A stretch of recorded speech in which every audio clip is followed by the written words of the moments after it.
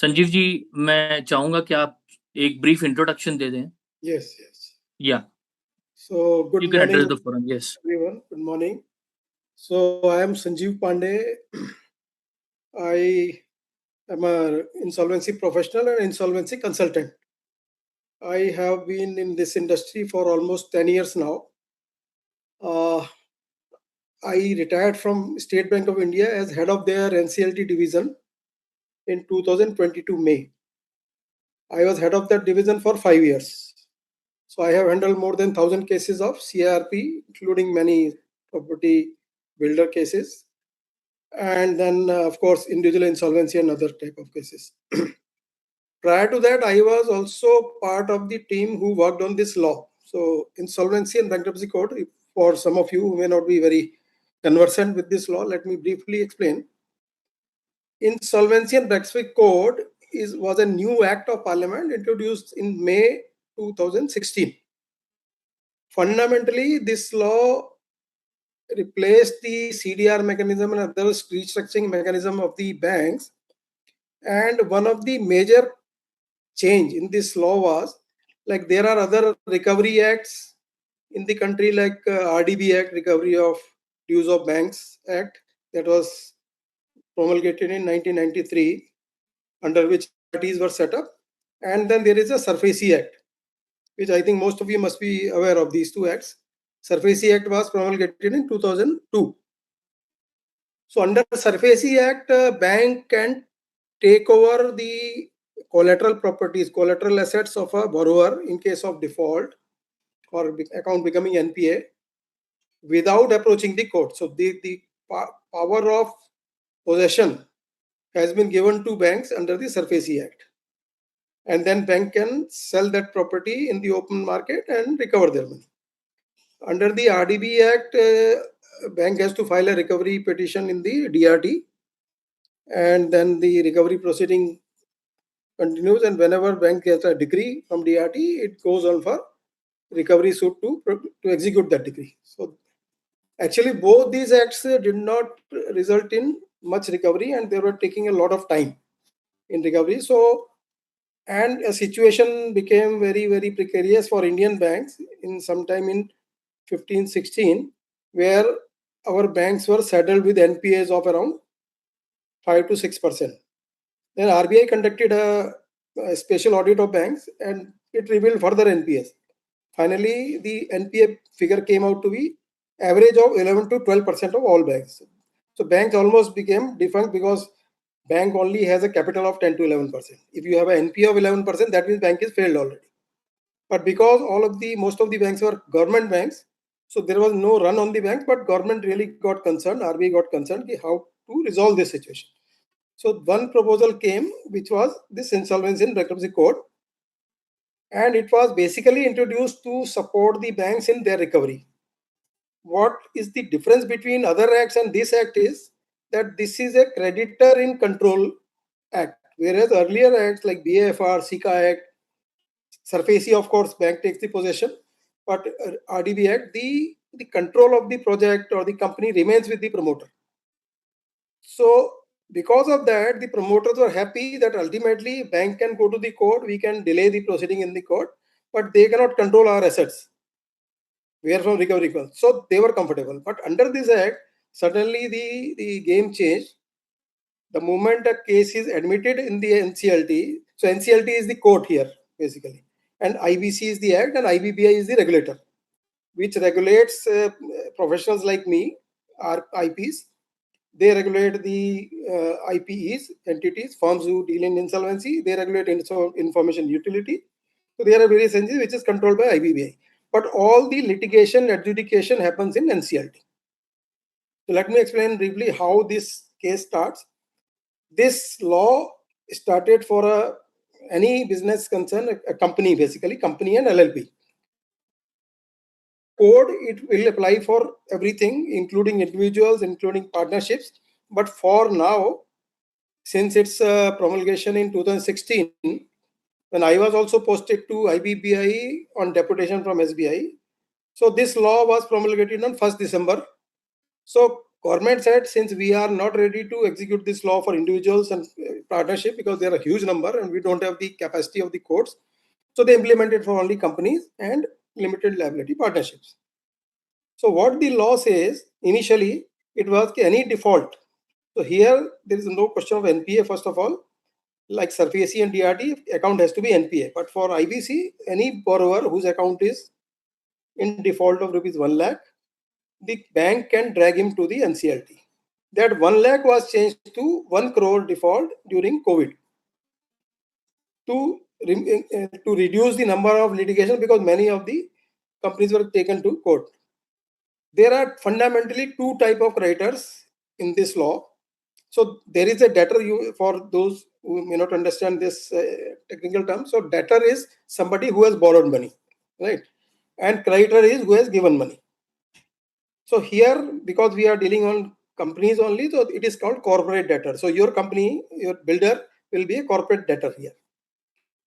Sometime in 2017, JP Infra case under the RBI direction, in the RBI Dirty Dozen case, there are 12 cases, top NPAs in the country.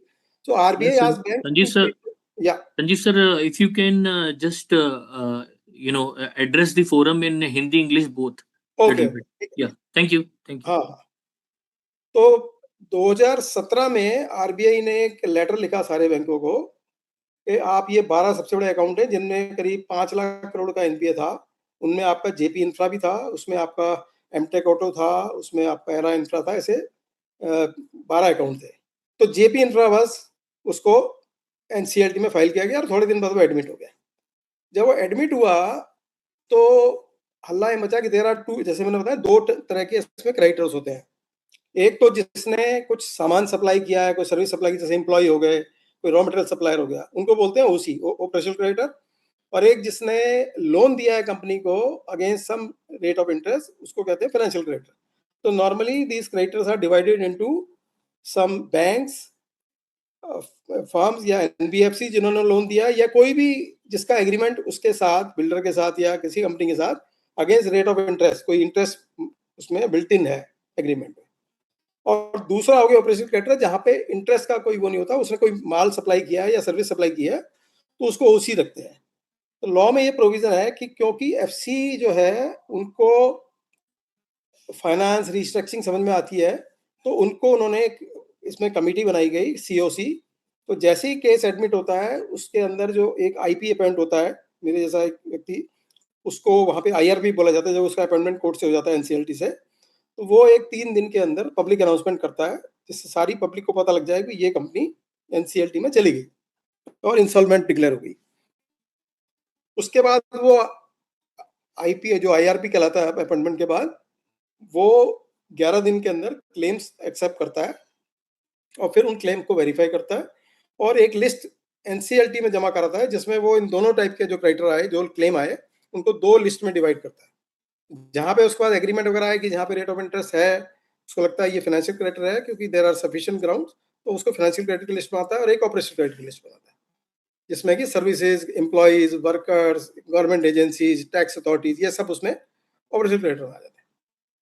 तो जब ये 2017 में करीब, क्योंकि JP defaulted, उसने मकान बनाने बंद कर दिए, जब ये केस गया तो उसमें करीब 25,000 के आसपास होम बायर्स थे जेपी इंफ्रा में, और उसमें बहुत से बड़े senior bureaucrats, senior lawyers, even जजेस भी उसमें थे क्योंकि ये प्रोजेक्ट बहुत बड़ा था और दिल्ली के पास में था.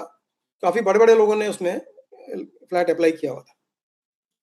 तो उनको लगा यार हम अब इसमें क्लेम आने लग गए. तो कुछ लॉयर से बड़े जजेस थे, उनको लॉ पता था कि आईबीसी क्या है. उन्होंने सोचा भाई हम कैसे क्लेम फाइल करेंगे, हमारा भी तो फ्लैट फंस गया, हमने किसी ने 2 करोड़ दे रखे हैं, किसी ने 50 लाख दे रखे हैं, किसी ने 4 करोड़ दिए हुए हैं, तो हमारी तो कोई पोजीशन ही नहीं, ना तो हम ओसी में फाइल कर रहे हैं ना एफसी में फाइल कर रहे हैं, क्योंकि उसमें होम बायर्स टाइप की कोई कैटेगरी नहीं थी कि जिन्होंने पैसा ना तो लोन दिया है, ना कोई उसको माल सप्लाई किया है, ना कोई सर्विस सप्लाई किया है. आपने तो जो पैसा दिया है बिल्डर को, वो उस बदले में कि उसके बदले में हमें फ्लैट मिलेगा, तो इन दोनों कैटेगरी में वो नहीं आ रहा था. तो एक चित्रा शर्मा करके उसकी एक वो थी होम बायर, काफी लोगों ने केस फाइल किए, उनका केस मर्ज हो गए, तो उनके केस के नाम से चित्रा शर्मा वर्सेस जेपी कहलाता है. तो वो केस सुप्रीम कोर्ट तक गया. तो इन आई थिंक सितंबर supreme court gave a decision कि जो होम बायर्स हैं, भले ही ये इन दोनों जो कैटेगरीज आपने बताई हैं, एक फाइनेंशियल क्रेडिटर जिसने लोन दिया है और एक ऑपरेशन क्रेडिटर जिसने सर्विस प्रोवाइड की है, इनमें कहीं फॉल नहीं करते हैं। बट अल्टीमेटली जो होम बायर जो पैसा देता है उसका कैरेक्टर एक तरह का लोन का ही है, क्योंकि उस पैसे से और बैंक से लोन लेके जो बिल्डर है वो फ्लैट खड़े करता है, बिल्डिंग खड़ी करता है। इसलिए it is in the nature of A loan. तो आप उसको लोन ट्रीट करो, भले ही उसमें एग्रीमेंट में रेट ऑफ इंटरेस्ट लिखा हो कि नहीं लिखा हो। तो ये इमीडिएटली ये क्वेश्चन जब वहां से ऑर्डर हुआ तो फिर आईबीबीआई के पास क्वेश्चन आया, क्योंकि they make the regulations on the law. तो इमीडिएटली उसके बाद आईबीबीआई ने एक रेगुलेशन इशू किया कि होम बायर्स एक अलग कैटेगरी है of financial creditors who will, although they have not given money against any rate of interest, but who will be treated as financial creditor now onward, उनको FC deal किया जाएगा और उनका जो भी क्लेम होगा उसके हिसाब से उनको सीओसी में एक बैठने की जगह मिलेगी। अब क्योंकि कहीं पे 25,000 होम बायर हैं, कहीं पे 2500 हैं, जैसे आपके केस में मुझे लगता है शायद 2400-2500 हैं, कहीं पे 200 हैं, और इन सब लोगों को आपने अगर सीओसी में बिठा दिया तो पब्लिक मीटिंग हो जाएगी, हल्ला गुल्ला हो जाएगा। तो उसका फिर एक सॉल्यूशन निकाला गया कि एक आदमी होम बायर की तरफ से उन्हें इलेक्शन होगा, जो आरपी है उनको 3-4 ऑप्शन देगा कि भाई ये सीनियर आईपी हैं जिनका एक्सपीरियंस है इस फील्ड में, आप इनमें से एक को वोट करो, आपको ई वोटिंग कराएगा, जिसको सबसे ज्यादा वोट मिलेंगे वो उनका ऑथोराइज रिप्रेजेंटेटिव बन के सीओसी में बैठेगा।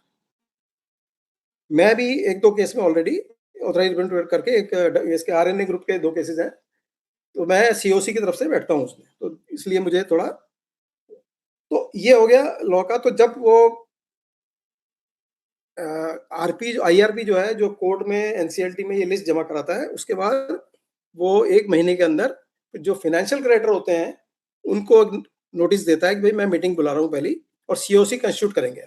तो वहां पे सीओसी बनती है, उसमें सारे जो बैंकर एनबीएफसी के रिप्रेजेंटेटिव आके बैठते हैं। उसमें सिर्फ एक कंडीशन है कि जो फाइनेंशियल क्रेडिटर रिलेटेड नहीं होना चाहिए बिल्डर का, उसको उसमें जगह नहीं मिलती है। और ये जो कमेटी है इसके पास जो टोटल लॉ का टाइमलाइन है कि जिस दिन केस एडमिट होता है आईबीसी में और उसके 180 दिन के अंदर एक उसको रिजोल्यूशन प्लान लेके आना होता है। तो वो क्या करता है, जब एडमिट हो जाता है तो 1 महीने के अंदर सीओसी कॉन्स्टिट्यूट करता है, फिर सीओसी उसको गाइड करती है। और इसमें एक और जो टिपिकल फीचर है कि जैसे ही केस एडमिट होता है तो जो कंपनी का मैनेजमेंट होता है या जो बोर्ड ऑफ डायरेक्टर होता है, board of director get suspended, तो बोर्ड की सारी पावर खत्म हो जाती है और फॉर द इनिशियल 1 मंथ सारी पावर आईआरपी के पास रहती है जब तक सीओसी कंस्टिट्यूट नहीं होती। और जब सीओसी कंस्टिट्यूट हो जाती है तो वो सारी पावर सीओसी को चली जाती है, तो COC becomes a kind of new board of director, नया बोर्ड ऑफ डायरेक्टर बन जाता है। और आरपी जो है, और जब सीओसी फर्स्ट मीटिंग में आईआरपी को डिसाइड करती है कि उसको रखना है या उनको किसी और आदमी को लाना है अपने मतलब का जिसको उनको लगता है ज्यादा कॉम्पिटेंट है, तो वो चेंज कर सकते हैं आईआरपी को, तो वो आरपी कहलाता है, रिजोल्यूशन प्रोफेशनल। और उसका रिकमेंडेशन कोर्ट में चला जाता है और वो कोर्ट उसको अपॉइंट कर देता है।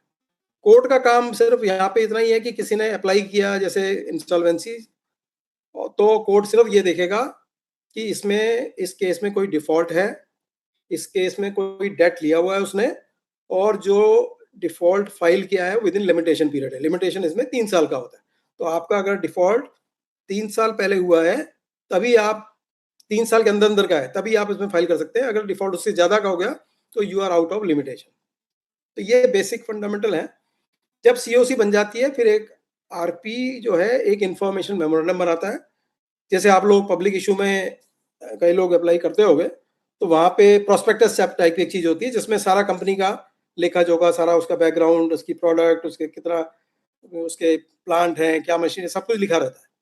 इसी तरह उसी टाइप का प्रोस्पेक्टस आदमी जो आरपी है इस कंपनी का बनाता है जो इंस्टॉलमेंट में गई है, और वो प्रेजेंट करता है सीओसी को। तो वो उसके बेस पे सीओसी उसको अप्रूव करती है, फिर सीओसी कहती है अच्छा अब आप, और ये सारा काम इस लॉ में टाइम बाउंड दिया हुआ है कि जैसे सीओसी बनेगी उनको उसके इतने दिन के भीतर उनको आईएम बनाना है, आरपी को इतने दिन के भीतर उसको मार्केट में एक एडवर्टाइजमेंट देना है। तो लॉ का जो फंडामेंटल पर्पस है it is different from SARFAESI DRT कि this is not a recovery law. ठीक है, तो यहाँ पे कोई भी बंदा जाता है, जैसे कुछ केस में होम बायर गए या बैंक जाता है बिल्डर के अगेंस्ट, तो वो इसलिए नहीं जाता कि मैं रिकवरी के लिए जा रहा हूँ, जैसे एसबीआई का मैं केस बताता हूँ, डबल ए एस्टेट में SBI was the applicant, RNA group का केस है जिसमें मैं आई एम दी। जब आरबीआई ने अप्लाई किया कोर्ट में, तो आरबीआई का करीब 30-35 करोड़ का डिफॉल्ट था, जो बिल्डर ने पैसे लिए थे, लोन लिया था और वापस नहीं किया। तो कोर्ट ने देखा भाई ठीक है, 3 साल के अंदर है, डिफॉल्ट 1 करोड़ से ज्यादा है और डेट है, क्योंकि बैंक के पास तो सारे डॉक्यूमेंट होते हैं डेट के, तो उसने एडमिट कर लिया। एडमिट करने के बाद क्या होता है, अब एसबीआई का रोल खत्म हो गया है यहाँ पे। एसबीआई सिर्फ उसको, जैसे दूसरे केस सरफेस में क्या होता है कि बैंक ही एक्सीड करता रहता है, बैंक की पोजीशन लेता है।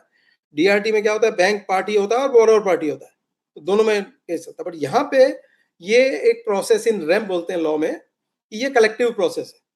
तो यहाँ पे बैंक जिसने अप्लाई किया था, एक बार एडमिट होने के बाद उस बैंक का रोल उतना ही है कि उसको जितना सीओसी में शेयर मिलेगा वहीं तक उसका चलेगा। अदरवाइज आरपी कंट्रोल करेगा सारी प्रोसेस को और सीओसी मिलके डिसाइड करेगी। तो इस केस में, जैसे आपके केस में, जैसे डबल ए एस्टेट में मैं आपको कंपेयर करा दूं कि वहां पे होम बायर्स का करीब 42% शेयर है, based on the claims filed by home buyers. उन्होंने, अब क्लेम आपको बता दूं, क्लेम क्या होता है कि आपने जैसे बिल्डर को समझिए 2014 में 2 करोड़ रुपए दिए और उसने 2026 तक आपको फ्लैट नहीं दिया। अब वो केस एडमिट हुआ समझ लीजिए 1 मार्च 2026 को एनसीएलटी में, और उसमें क्योंकि आपके केस में, होम बायर्स केस में तो 1 करोड़ से ज्यादा ही होता है सबका वो। तो जैसे ही वो एडमिट होगा तो 2014 जब आपने उसको पैसा दिया था और 2026 1 मार्च, उसके बीच के पीरियड का करीब 9% कोर्ट्स ने उसका डिसाइड किया है रेट। 9% से आपको इंटरेस्ट मिलेगा, सिंपल इंटरेस्ट। अदरवाइज अगर आपके उसमें एग्रीमेंट जो है बिल्डर के साथ, उसमें अगर कोई आपका रेट ऑफ इंटरेस्ट लिखा हुआ है कि अगर बिल्डर डिले करेगा तो वो इतना रेट देगा और आप डिले करोगे तो बिल्डर इतना चार्ज करेगा। जनरली बिल्डर अपना रेट डाल के रखता है कि आप अगर अपनी इंस्टॉलमेंट देने में डिले करोगे तो bank builder will charge you 18% और he can cancel your allotment. लेकिन होम बायर, क्योंकि उनको ये सब कानून पता नहीं होता, जनरली उनका वो पार्ट मिसिंग होता है, भैया जब बिल्डर डिले करेगा तो आप हमें कितना इंटरेस्ट दोगे। तो अगर आपके एग्रीमेंट में लिखा है तो कोर्ट मान लेगा, ठीक है, उस रेट से आपको इंटरेस्ट मिल जाएगा। अदरवाइज अगर आपके एग्रीमेंट में वो रेट ऑफ इंटरेस्ट नहीं लिखा है तो वो आपको कोर्ट जो है 9% सिंपल रेट से वो मिलेगा। ये तो लॉ के, एक बार जब ये सीओसी उसको आरबी को करती, ठीक है, अब आप एक्सप्रेशन ऑफ इंटरेस्ट निकालो, तो एक अखबार में ऐड निकालता है, उसमें वो कंपनी के बारे में लिखता है कि ये company is on auction, this is for sale, we are looking for resolution plan, जो लोग इंटरेस्टेड हैं वो इसमें आए और रेजोल्यूशन प्लान एडमिट करें। और ये जो सीओसी के अंदर जो वोटिंग होता है उसका कैसे डिसाइड होता है कि जिसका जितना क्लेम आता है, जो आरपी ने जो क्लेम एक्सेप्ट किया है, जैसे टोटल क्लेम आरपी के पास आया 100 रुपए, होम बायर्स का आया 42 रुपए, अगर एसबीआई उसमें है तो एसबीआई का आया से 30 रुपए, और बाकी के अदर कुछ बैंक भी हो सकते हैं, एनबीएफसी होते हैं, उनका हो गया करीब समझ लीजिए 28 रुपए, है ना। तो ये 100 रुपए हो गया आपका। तो इनको होम बायर्स को 42% वोट शेयर मिल जाएगा, एसबीआई को 30% वोट शेयर मिल जाएगा और बाकी जो अदर्स हैं उनको 28% मिल जाएगा। अब ये इसका जो मूल वो है, पर्पज है एक रेजोल्यूशन करने का। तो जैसे मैंने कहा, सरफेसी और डीआरटीआर फॉर रिकवरी ऑफ बैंक, तो वहां तो माल बेच के रिकवरी करनी है। यहाँ ऐसा नहीं है, इस लॉ में लॉ कहता है कि पहले आप इसको रिजोल्व करने की कोशिश करो। तो वो रिजोल्यूशन प्लान मंगाएगा, उसके लिए पहले लोग आएंगे कि भाई जैसे आपके केस में एक्सप्रेशन इंटरेस्ट होता है तो 5-6 बिल्डर आएंगे, डिपेंडिंग ऑन कितना उसका पब्लिसिटी होती है, कितने लोग आपके उसमें इंटरेस्टेड होंगे, दैट डिपेंड्स ऑन आपकी लोकेशन, आपका स्टेटस। अल्टीमेटली जो भी बिल्डर आएगा उसमें उसका वो देखेगा भी मेरा फायदा कितना होना है। तो कोई यहाँ पे आपको फ्लैट बनाने नहीं आएगा, एवरीबडी विल कम। बिल्डर जो आएगा कि मेरे को इसमें क्या प्रॉफिट दिखता है, उसको लगेगा मेरे बराबर का प्रॉफिट है, तो वो घुसेगा अंदर। और जनरली एक और बात इसमें टिपिकल बता दूं, आईबीसी में जनरली बड़े बिल्डर कोई नहीं आता है इसमें, जैसे हिरनदानी, गोदरेज, ओबेरॉय ग्रुप, ये सब नहीं आएंगे, क्योंकि ये सारा मामला बड़ा कॉम्प्लिकेटेड मामले होते हैं, पछड़े वाले होते हैं, लिटिगेशन बहुत होते हैं बीच में, कहीं ना कहीं कुछ कॉम्प्लिकेशन होती है, तो कोई भी बड़ा बिल्डर इसमें घुसता नहीं। तो आपको सिर्फ लोकल बिल्डर आएंगे जो इस इलाके में काम करते हैं, जिनको वहाँ की टेक्निकलिटी पता है, वहाँ के वो पता है, तो वो आएंगे। तो जब तो उनको वो आरपी जो है उनका वेट करेगा कि do they fall in the AOI guideline, उनकी जो एलिजिबिलिटी क्राइटेरिया बनाती है सीओसी, उसमें अगर फॉल करेंगे तो उनसे वो कहेगा अच्छा आप you are the PRS, potential resolution applicant. अब आपको वो उनको आईएम की कॉपी देगा, उनको प्रोजेक्ट की साइट सीइंग कराएगा, सब बताएगा जो भी डिटेल मांगेंगे, फिर उनको बोलेगा कि आप 1 महीने के अंदर हमें ये प्लान बना के दो। वो जो प्लान अगर 1 आएगा या 2 आएंगे या 4 आएंगे, डिपेंडिंग ऑन कितने बिल्डर आएंगे क्या है, तो वो प्लान फिर आरपी वेट करेगा, तो उसकी थॉरो ड्यू डिलिजेंस करेगा और फिर वो सीओसी में पेश करेगा। अगर वो प्लान एज पर आईबीबीआई की या आईबीसी की गाइडलाइंस के हिसाब से ठीक है, सारी कंप्लाई करता है, एक वो आरएफआरपी करके एक डॉक्यूमेंट निकालता है जिसमें रिजोल्यूशन प्लान में क्या क्या होना चाहिए वो सारा डिटेल होता है। रिजोल्यूशन क्या, आरएफआरपी, रिक्वेस्ट फॉर रिजोल्यूशन प्लान, तो बड़ा डॉक्यूमेंट होता है 100-150 पेज का, वो लॉयर्स प्लान करते हैं, डिजाइन करते हैं, तो उसके हिसाब से वो प्लान कर देखेगा और फिर वो उनको सीओसी को प्रेजेंट करेगा। अब सीओसी के ऊपर है कि सीओसी को अगर प्लान समझ में आता है तो वो प्लान अप्रूव करेंगे, अगर उनको प्लान समझ में नहीं आया तो उसको रिजेक्ट कर देंगे। अगर कोई प्लान नहीं आया तो 2 सिचुएशन हो सकती हैं इसमें कि आरपी ने एक बार अखबार में ऐड निकाला, फिर 2 बार निकाला, बाई चांस कोई भी प्लान नहीं आया, तो देन लॉ कहता है कि 180 डेज के अंदर इसको आप लिक्विडेशन फाइल कर दो, company will go into liquidation. और जो रियल एस्टेट के केसेस होते हैं उसमें लिक्विडेशन का कॉन्सेप्ट बड़ा ऑड है कि उसमें क्या है, कोई मशीनरी है नहीं बेचने वाली, उसमें सिर्फ लैंड होती है जिसकी वैल्यू होती है अंडरलाइंग, उसके ऊपर कुछ आधी अधूरी बिल्डिंग बनी खड़ी है। अब उस बिल्डिंग का अगर आपका 10 माले का टावर बनना था और उसमें 8 माले बने हुए हैं इनकम्प्लीट, तो आप समझिए उसकी वैल्यू नेगेटिव हो गई, क्योंकि जो नया बिल्डर आएगा उसको वो सारा तोड़ना पड़ेगा और उसको तोड़ के बनाएगा, क्योंकि हो सकता है वो 5-6 साल पुराना बना हुआ स्ट्रक्चर हो या 10 साल पुराना, तो वो स्ट्रक्चरली वो नहीं होता, स्ट्रॉन्ग नहीं रहेगा, तो उसकी ड्यूटी है कि वो आकर तोड़े उसको।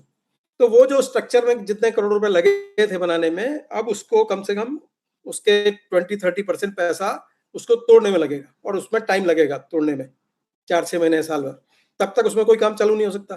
तो इसलिए जो भी बिल्डर आएगा लिक्विडेशन में कोई भी खरीदने नहीं आएगा उसको कि यार ये तो सिर्फ, और लैंड में जनरली जो एग्जिस्टिंग बिल्डर होता है उसको ही पता होता है क्या टेक्निकलिटी होती है।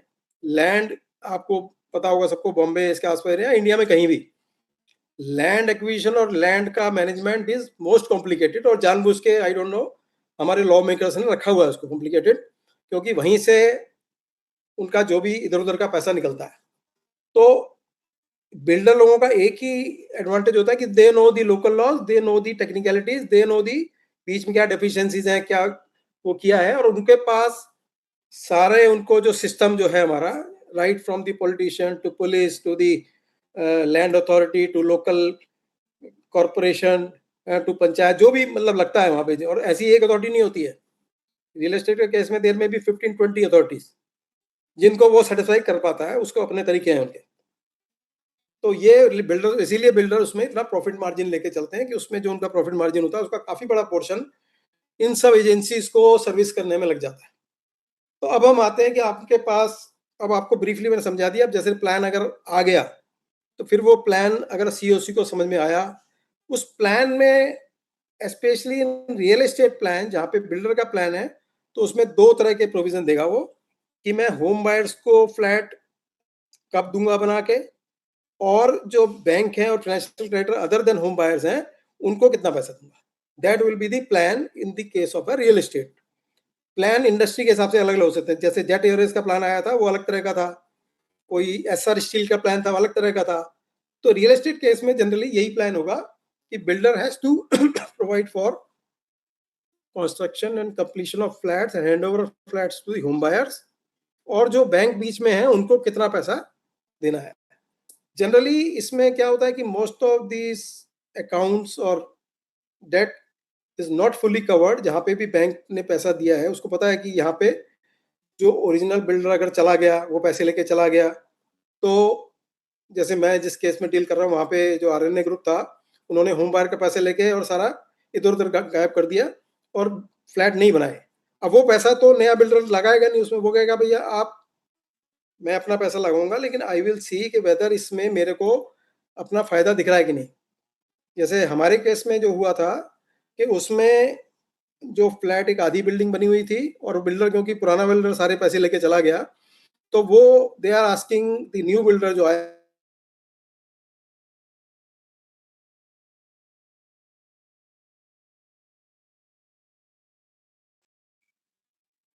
तो मैं हर होम बायर से इतना चार्ज करूंगा फॉर कंप्लीटिंग देयर फ्लैट्स, और बैंक को मैं इतना पैसा दूंगा, और ये फ्लैट मैं इतने इतने टाइम में वो कर दूंगा। आपके केस में अब आपके केस पे आते हैं। तो अब जब ये प्लान आ गया इस तरह का, तो फिर उस पर सीओसी वोट करती है अकॉर्डिंग टू, जैसे मैंने कहा, उनके सबके अपने अपने वोट होते हैं। होम बायर के 42% होता है।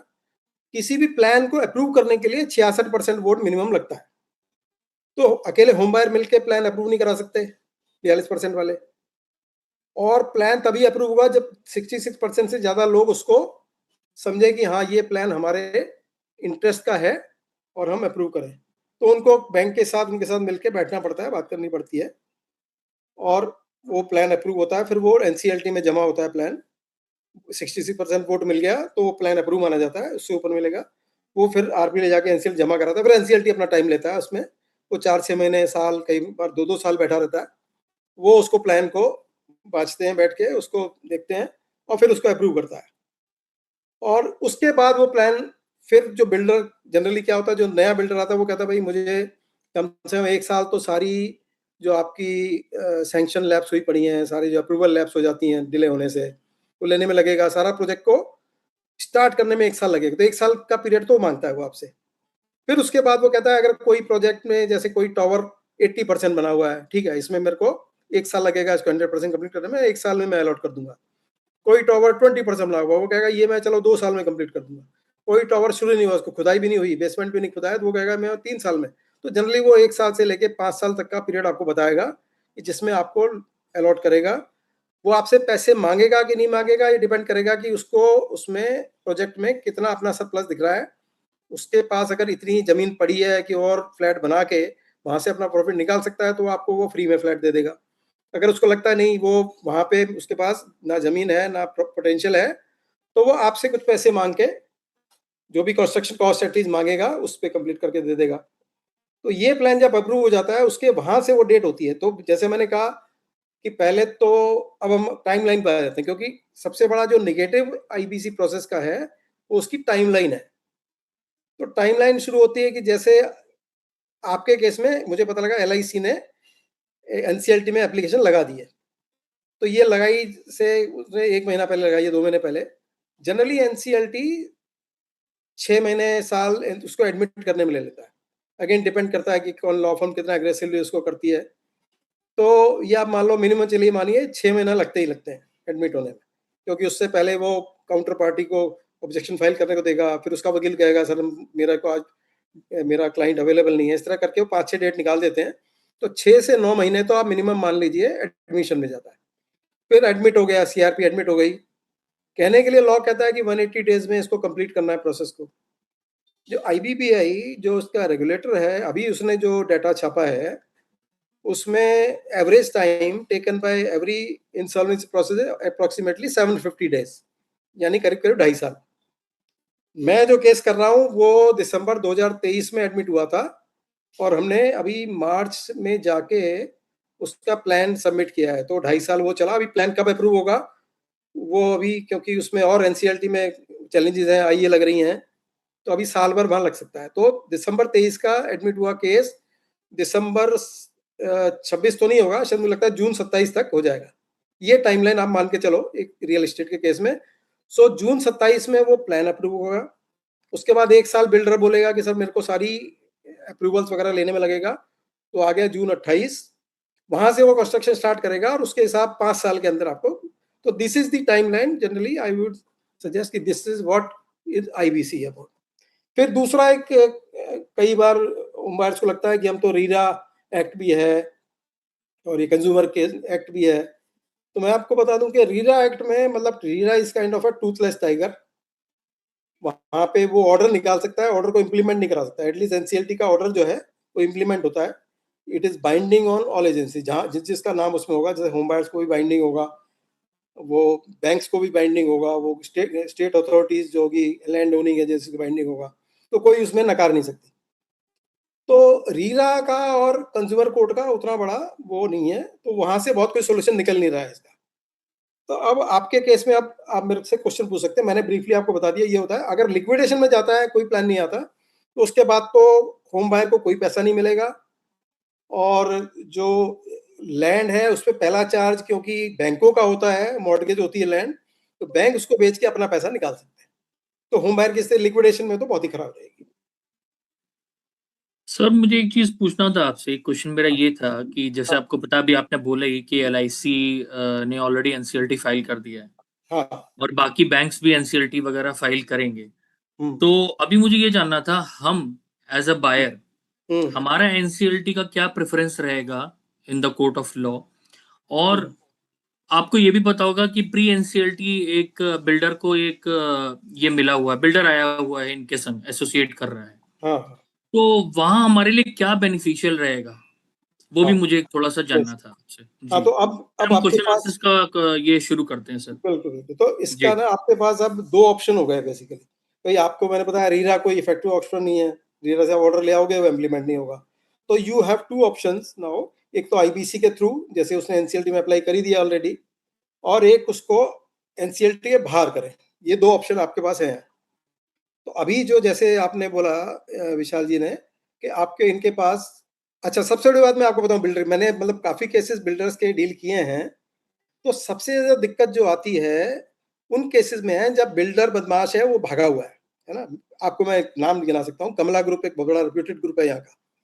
कितने केसेस में कमला ग्रुप का डिफॉल्ट है, उसका वो प्रमोटर भी अभी अंदर अरेस्ट हो गया। आपने कुलकर्णी ग्रुप का नाम सुना होगा, यहाँ का पुणे का, वो भी अरेस्ट होकर रखा है। वो कितने केसेस डिफॉल्ट के हैं और वो अंदर बैठा हुआ है। दिल्ली का यूनिटेक ग्रुप, उन्होंने दुनिया भर के डिफॉल्ट किए हैं, वो अंदर बैठे हुए हैं प्रमोटर, है ना। ऐसे बहुत बड़े बड़े ग्रुप हैं, वो उनके प्रोमोटर जो बदमाश थे, they are not talking to home buyer, they are not doing anything. तो वो तो भागे, तो उस केस में तो उनको आपको एनसीएलटी इलाज है, वहां से कोई दूसरे बिल्डर को लाना पड़ेगा। अगर आपके पास ऑप्शन, तो मैंने कहा दो ऑप्शन है, या तो आउट ऑफ कोर्ट, ये है इन कोर्ट ऑप्शन जो आईबीसी वाला है, आपको एनसीएलटी में एप्लीकेशन लग गई है, उसके एनसीएलटी के रूट से जाना पड़ेगा। उसका टाइमलाइन मैंने आपको बता दिया। रियल एस्टेट केस में आपका जो कंस्ट्रक्शन स्टार्ट होगा वो 3 से 4 साल के बाद होगा। जब आप जिस दिन आपका केस मतलब एडमिट होगा, उसमें 3 साल प्रोसेस के करीब करीब मान लीजिए, और उसमें 1 साल फिर बिल्डर लेगा अपना उसको स्टार्ट करने का। तो 4 साल का प्रोसेस आप मान के चलो कि this is the biggest negative. Otherwise IBC is a very good mechanism, I am IBC expert, I always opt for IBC, but for real estate I will, मैं कभी रिकमेंड नहीं करूंगा उसमें जाएं, क्योंकि वहां पे कॉम्प्लिकेशन बहुत है। अब जैसे एनसीएलटी में ये केस ऑलरेडी जमा हो गया, हो सकता है ये एडमिट हो या नहीं हो। एडमिट कब नहीं होगा, अगर आई ये जो है एलआईसी जाके बोलेगा कि भाई मेरे से उसने सेटल कर लिया, या I am in the process of settlement with the builder, तो कोर्ट उसको डिले करता रहेगा, एडमिट नहीं करेगा अभी, है ना। कि वो टाइम देता रहेगा, ठीक है आप आउट ऑफ कोर्ट सेटल, जैसे पुलिस करती है, आउट ऑफ कोर्ट सेटल कर लो, क्यों केस बनाते हो। तो ये प्रोसेस में ही साल भर निकल जाएगा आराम से, आप मान के चले, तो केस जमा तो। और मुझे जैसा शायद इनका ऑलरेडी, क्योंकि एलआईसी का ही लोन है, और कुछ उनकी बातचीत मुझे जैसा बताया गया था, विशाल जी शायद इनकी कोई बातचील चल रही है एलआईसी से, आपको ध्यान में है? जी जी जी, ऑलरेडी इनसे बातचीत चल रही है अब। हाँ, इनका कुछ मेरे ख्याल सेटलमेंट की बातचीत चल रही है। हम्म। तो अगर इनका सेटलमेंट हो गया तो एलआईसी की एप्लीकेशन एलआईसी वापस ले लेगा।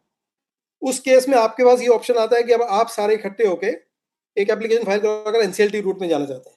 उसका जो प्रोविजन ये है लॉ का, कि मिनिमम जो है 10% ऑफ दी होम बायर्स वो इकट्ठे होकर एप्लीकेशन फाइल कर सकते हैं। आपके केस में शायद 2400 होम बायर्स है, तो आप में कम से कम 240 लोगों को इकट्ठा होना पड़ेगा। और वो इकट्ठे होके जब उनकी कमेटी एक अप्रूव करेगी, उनके नाम सिग्नेचर आएंगे कि हाँ ये लोग सब एनसीएलटी इनिशिएट करना चाहते हैं, तभी वो अप्लाई कर पाएंगे, है ना। तो और दूसरा इसकी एक और नेगेटिव जो आईबीसी के मैं आपको बता दूं, एक इसमें कॉस्ट बहुत ज्यादा आती है। जैसे मैं जो केस डील कर रहा हूं अभी, उसमें 3 साल में जो total CRP cost already 2.5 crore के आसपास पहुंच गई है उसकी, जबकि प्लान जो आया वो 35 करोड़ का आया है। तो वो जो 2.5 करोड़ की कॉस्ट है, वो आपको भी अपने हिसाब से जितना आपका शेयर होगा आपको कॉस्ट बियर करनी पड़ेगी। तो जैसे आपका शेयर अगर 40% है 2 करोड़ का, तो आपको करीब 80 लाख रुपए आप सब लोगों को अब कंट्रीब्यूट करने पड़ेंगे उसमें, है ना। तो एक तो यहाँ पे टाइम लग गया आपका 3 साल मिनिमम आपको ऑर्डर मिलने में। दूसरा हो गया कॉस्ट, ये आपने जो पैसा ऑलरेडी दिया हुआ है उसके ऊपर से अगर 2400 होम बायर है, और सारे देंगे नहीं, हमेशा क्या होता है कुछ होम बायर तो अप्लाई नहीं करेंगे, कुछ क्लेम ही नहीं डालेंगे, तो अल्टीमेटली ये कॉस्ट कुछ लोगों के ऊपर आ जाएगी। तो जैसे हमारे केस में काफी परेशान हो रहे हैं होम बायर कि किसी को 2 लाख, किसी को 3 लाख एडिशनल कॉस्ट आ रही है। तो ये हो गया। तो अगर आप इसमें ये कर पाए, तो जैसा मैंने कहा 2 तरह के बिल्डर हैं, एक तो जो भागे हुए हैं, जो बदमाश हैं, उनको करना ही नहीं है काम, उस केस में तो जो एनसीएलटी और IBC is the right process. अगर आपके पास एक बिल्डर है, अगर आपको उसको थोड़ा भी ट्रस्ट आपको है उनके ऊपर, और वो एक आपके पास एक प्लान लेके आ रहा है कि मैं आपको ये बता रहा हूँ कि एलआईसी से हम सेटल कर लेंगे और हम आपको ये फ्लैट इतने महीने में मतलब बना के देना शुरू कर देंगे। वो आपको भी अगेन ये कंस्ट्रक्शन ऐसा तो है नहीं कि आज बोलेगा कल हो जाएगा, कंस्ट्रक्शन टेक्स टाइम। वो आपको अगेन 1 2 3 साल का टाइमलाइन बताएगा कि भाई कितने लोगों को मैं 6 महीने में अलॉट कर दूंगा। कुछ तो मुझे लगता है कुछ फ्लैट तैयार होंगे, ऑलमोस्ट रेडी होंगे, वो फिनिश करके आपको फटाफट 2 3 महीने में भी ओसी पकड़ा सकता है। कुछ फ्लैट होंगे जो से 90% बिल्ट है, वो 6 महीने लगाएगा, कंप्लीट कर देगा।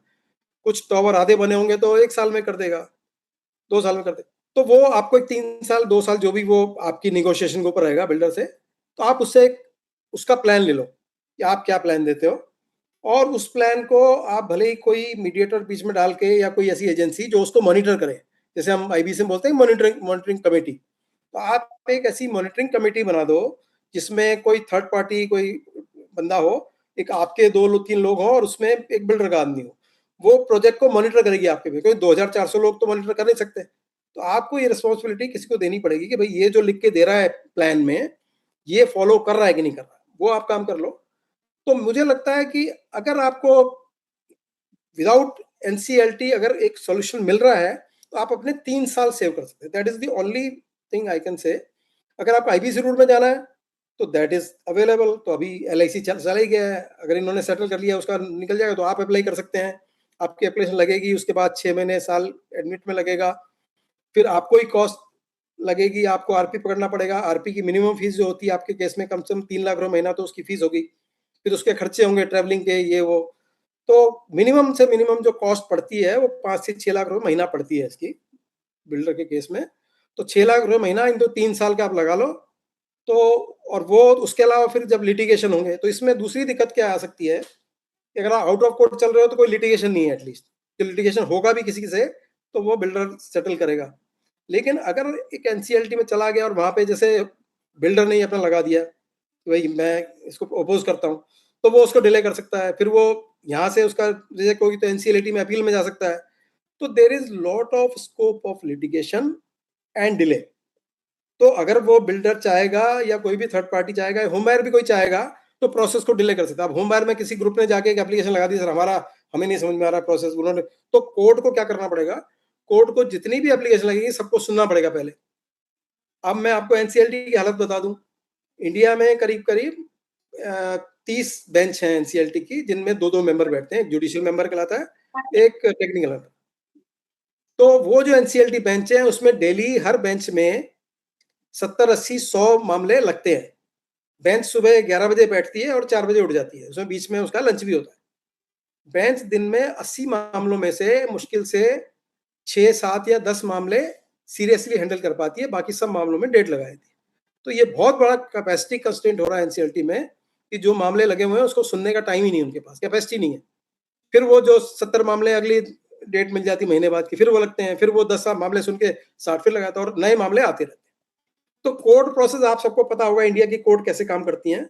एनसीएलटीज आर नो डिफरेंट, वहां भी डिले, और वहां पे लॉ फर्म्स लॉयर मिलके आराम से उसको मैनिपुलेट करते हैं, डिले करते हैं। तो वो प्रोसेस ऑल्दो लॉ में लगता है it is very full proof process, clean process, but at the same time आप उसमें टाइम कंट्रोल नहीं कर सकते, कॉस्ट कंट्रोल नहीं कर सकते।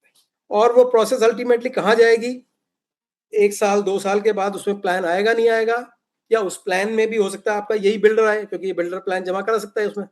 तो पता लगा 2 साल के बाद कौन बिल्डर आया कि आपका ये कौन सा अधिराज, इन्होंने ही प्लान जमा कराया, अब आपको वही प्लान अप्रूव करना पड़ रहा है।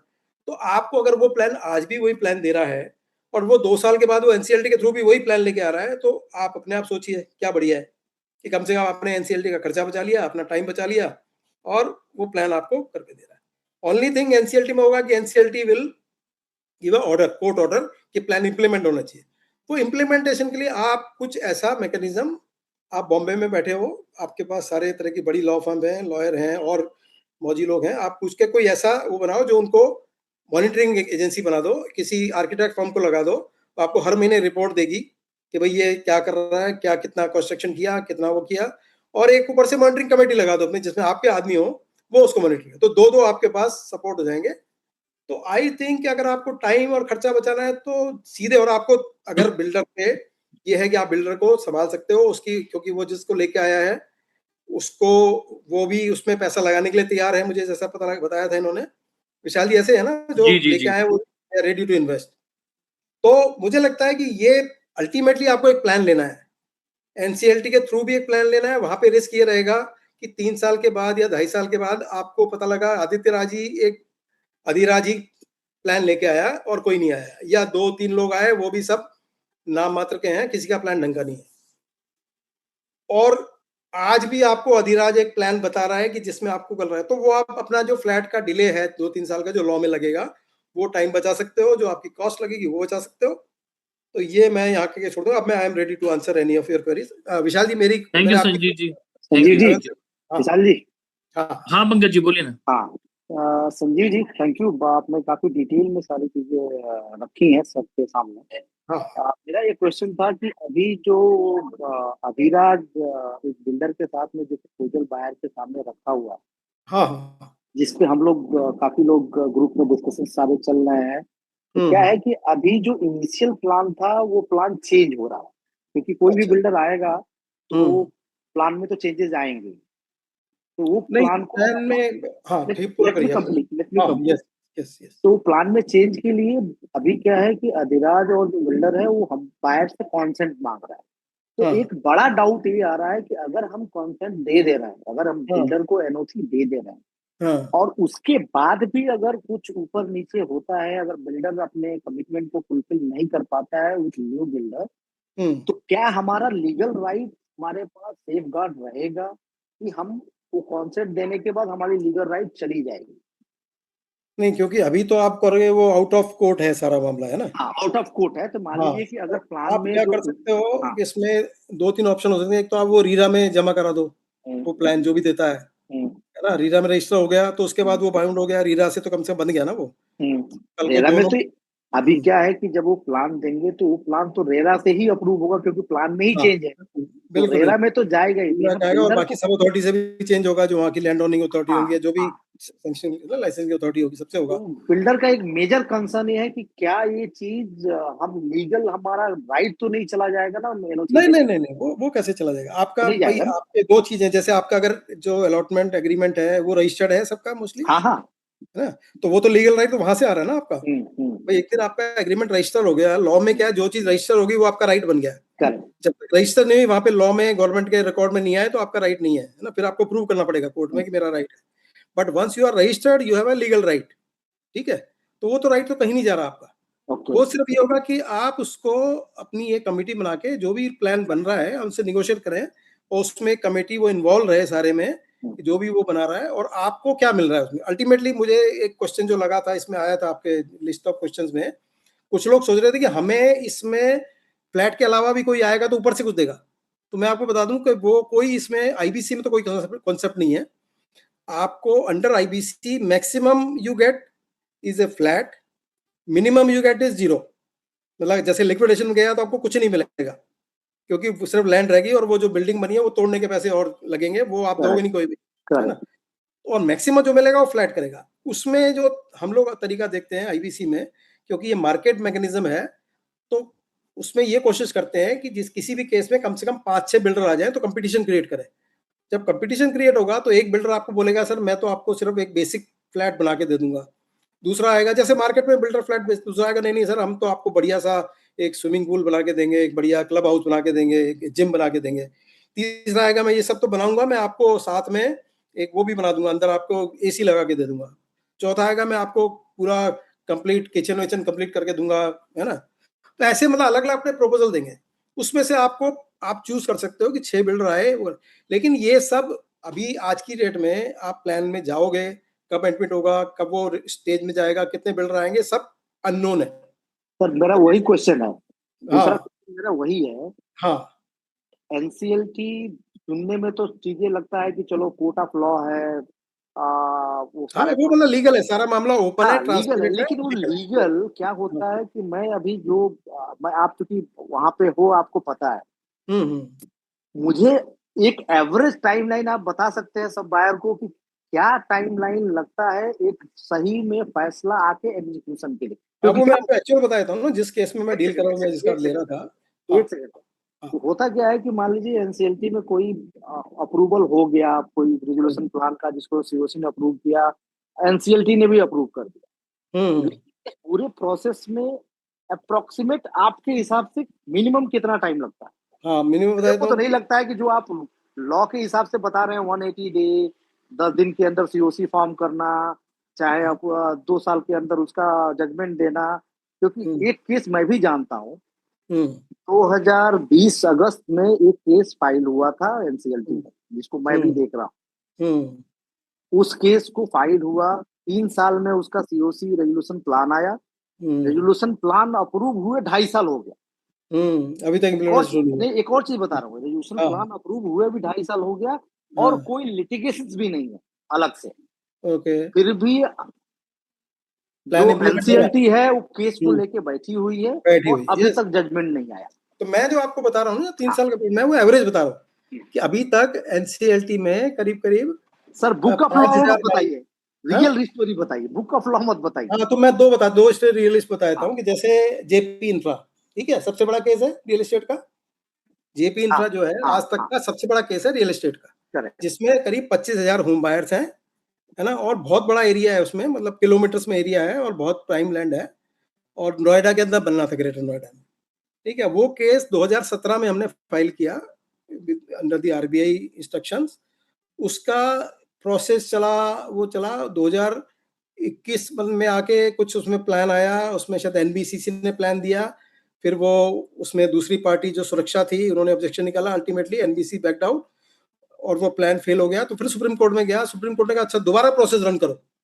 तो उसमें पूरी सीआरपी प्रोसेस दोबारा रन हुई अंडर दी सुप्रीम कोर्ट, जो कि लॉ में प्रोविजन नहीं है, बट सुप्रीम कोर्ट क्योंकि स्पेशल पावर्स होती हैं, तो दोबारा प्रोसेस रन हुई, दोबारा करके फिर सुरक्षा आया उसमें। तो करीब मेरे ख्याल से शायद उसका 23 या 24 में जाके प्लान अप्रूव हुआ, और अभी वो अंडर इम्प्लीमेंटेशन है प्लान। और अभी मैंने बीच में न्यूज आइटम आती रहती है उसकी, अभी फिर होम बायर्स हल्ला कर रहे हैं कि ये सुरक्षा क्या कर रहा है कि वो जाके अपने जो मार्केट में बेचने वाले फ्लैट पहले बना रहा है, और जो होम बायर्स को फ्लैट अलॉट करने हैं वो उनको स्लो कर रहा है। वो बिल्डर, तो आपको पता है बिल्डर करेक्ट बेसिकली एक कम्युनिटी ऐसी है जिसमें शरीफ आदमी नहीं होता है। आप सबको, करेक्ट मुझे पता, आपको पता है, उसमें कोई शरीफ नहीं, वो काम ही नहीं है शरीफों का, है ना। तो वो कुछ ना कुछ फर्जीवाड़ा तो हर बिल्डर करता है, और वो क्योंकि उनके ऊपर भी इतने सवार होते हैं, तो वो उनको कितने लोगों को सेटल करना पड़ता है, तो उनको ultimately they are also squeeze.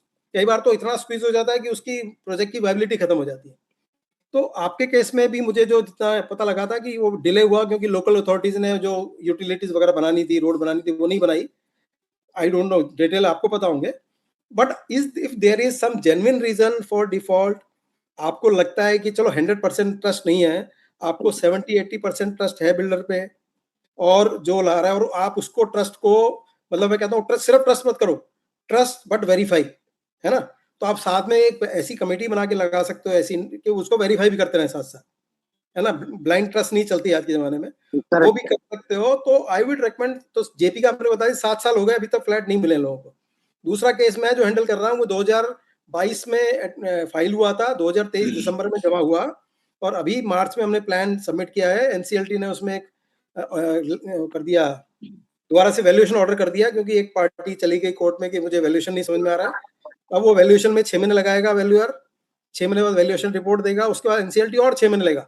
तो मार्च 27 तक हो सकता है प्लान आ जाए, तो आप लगा लो दिसंबर 23 से लेके मार्च 27, तो 3.5 साल हो गए ना। तो वही टाइमलाइन मैं आपको बता रहा हूँ।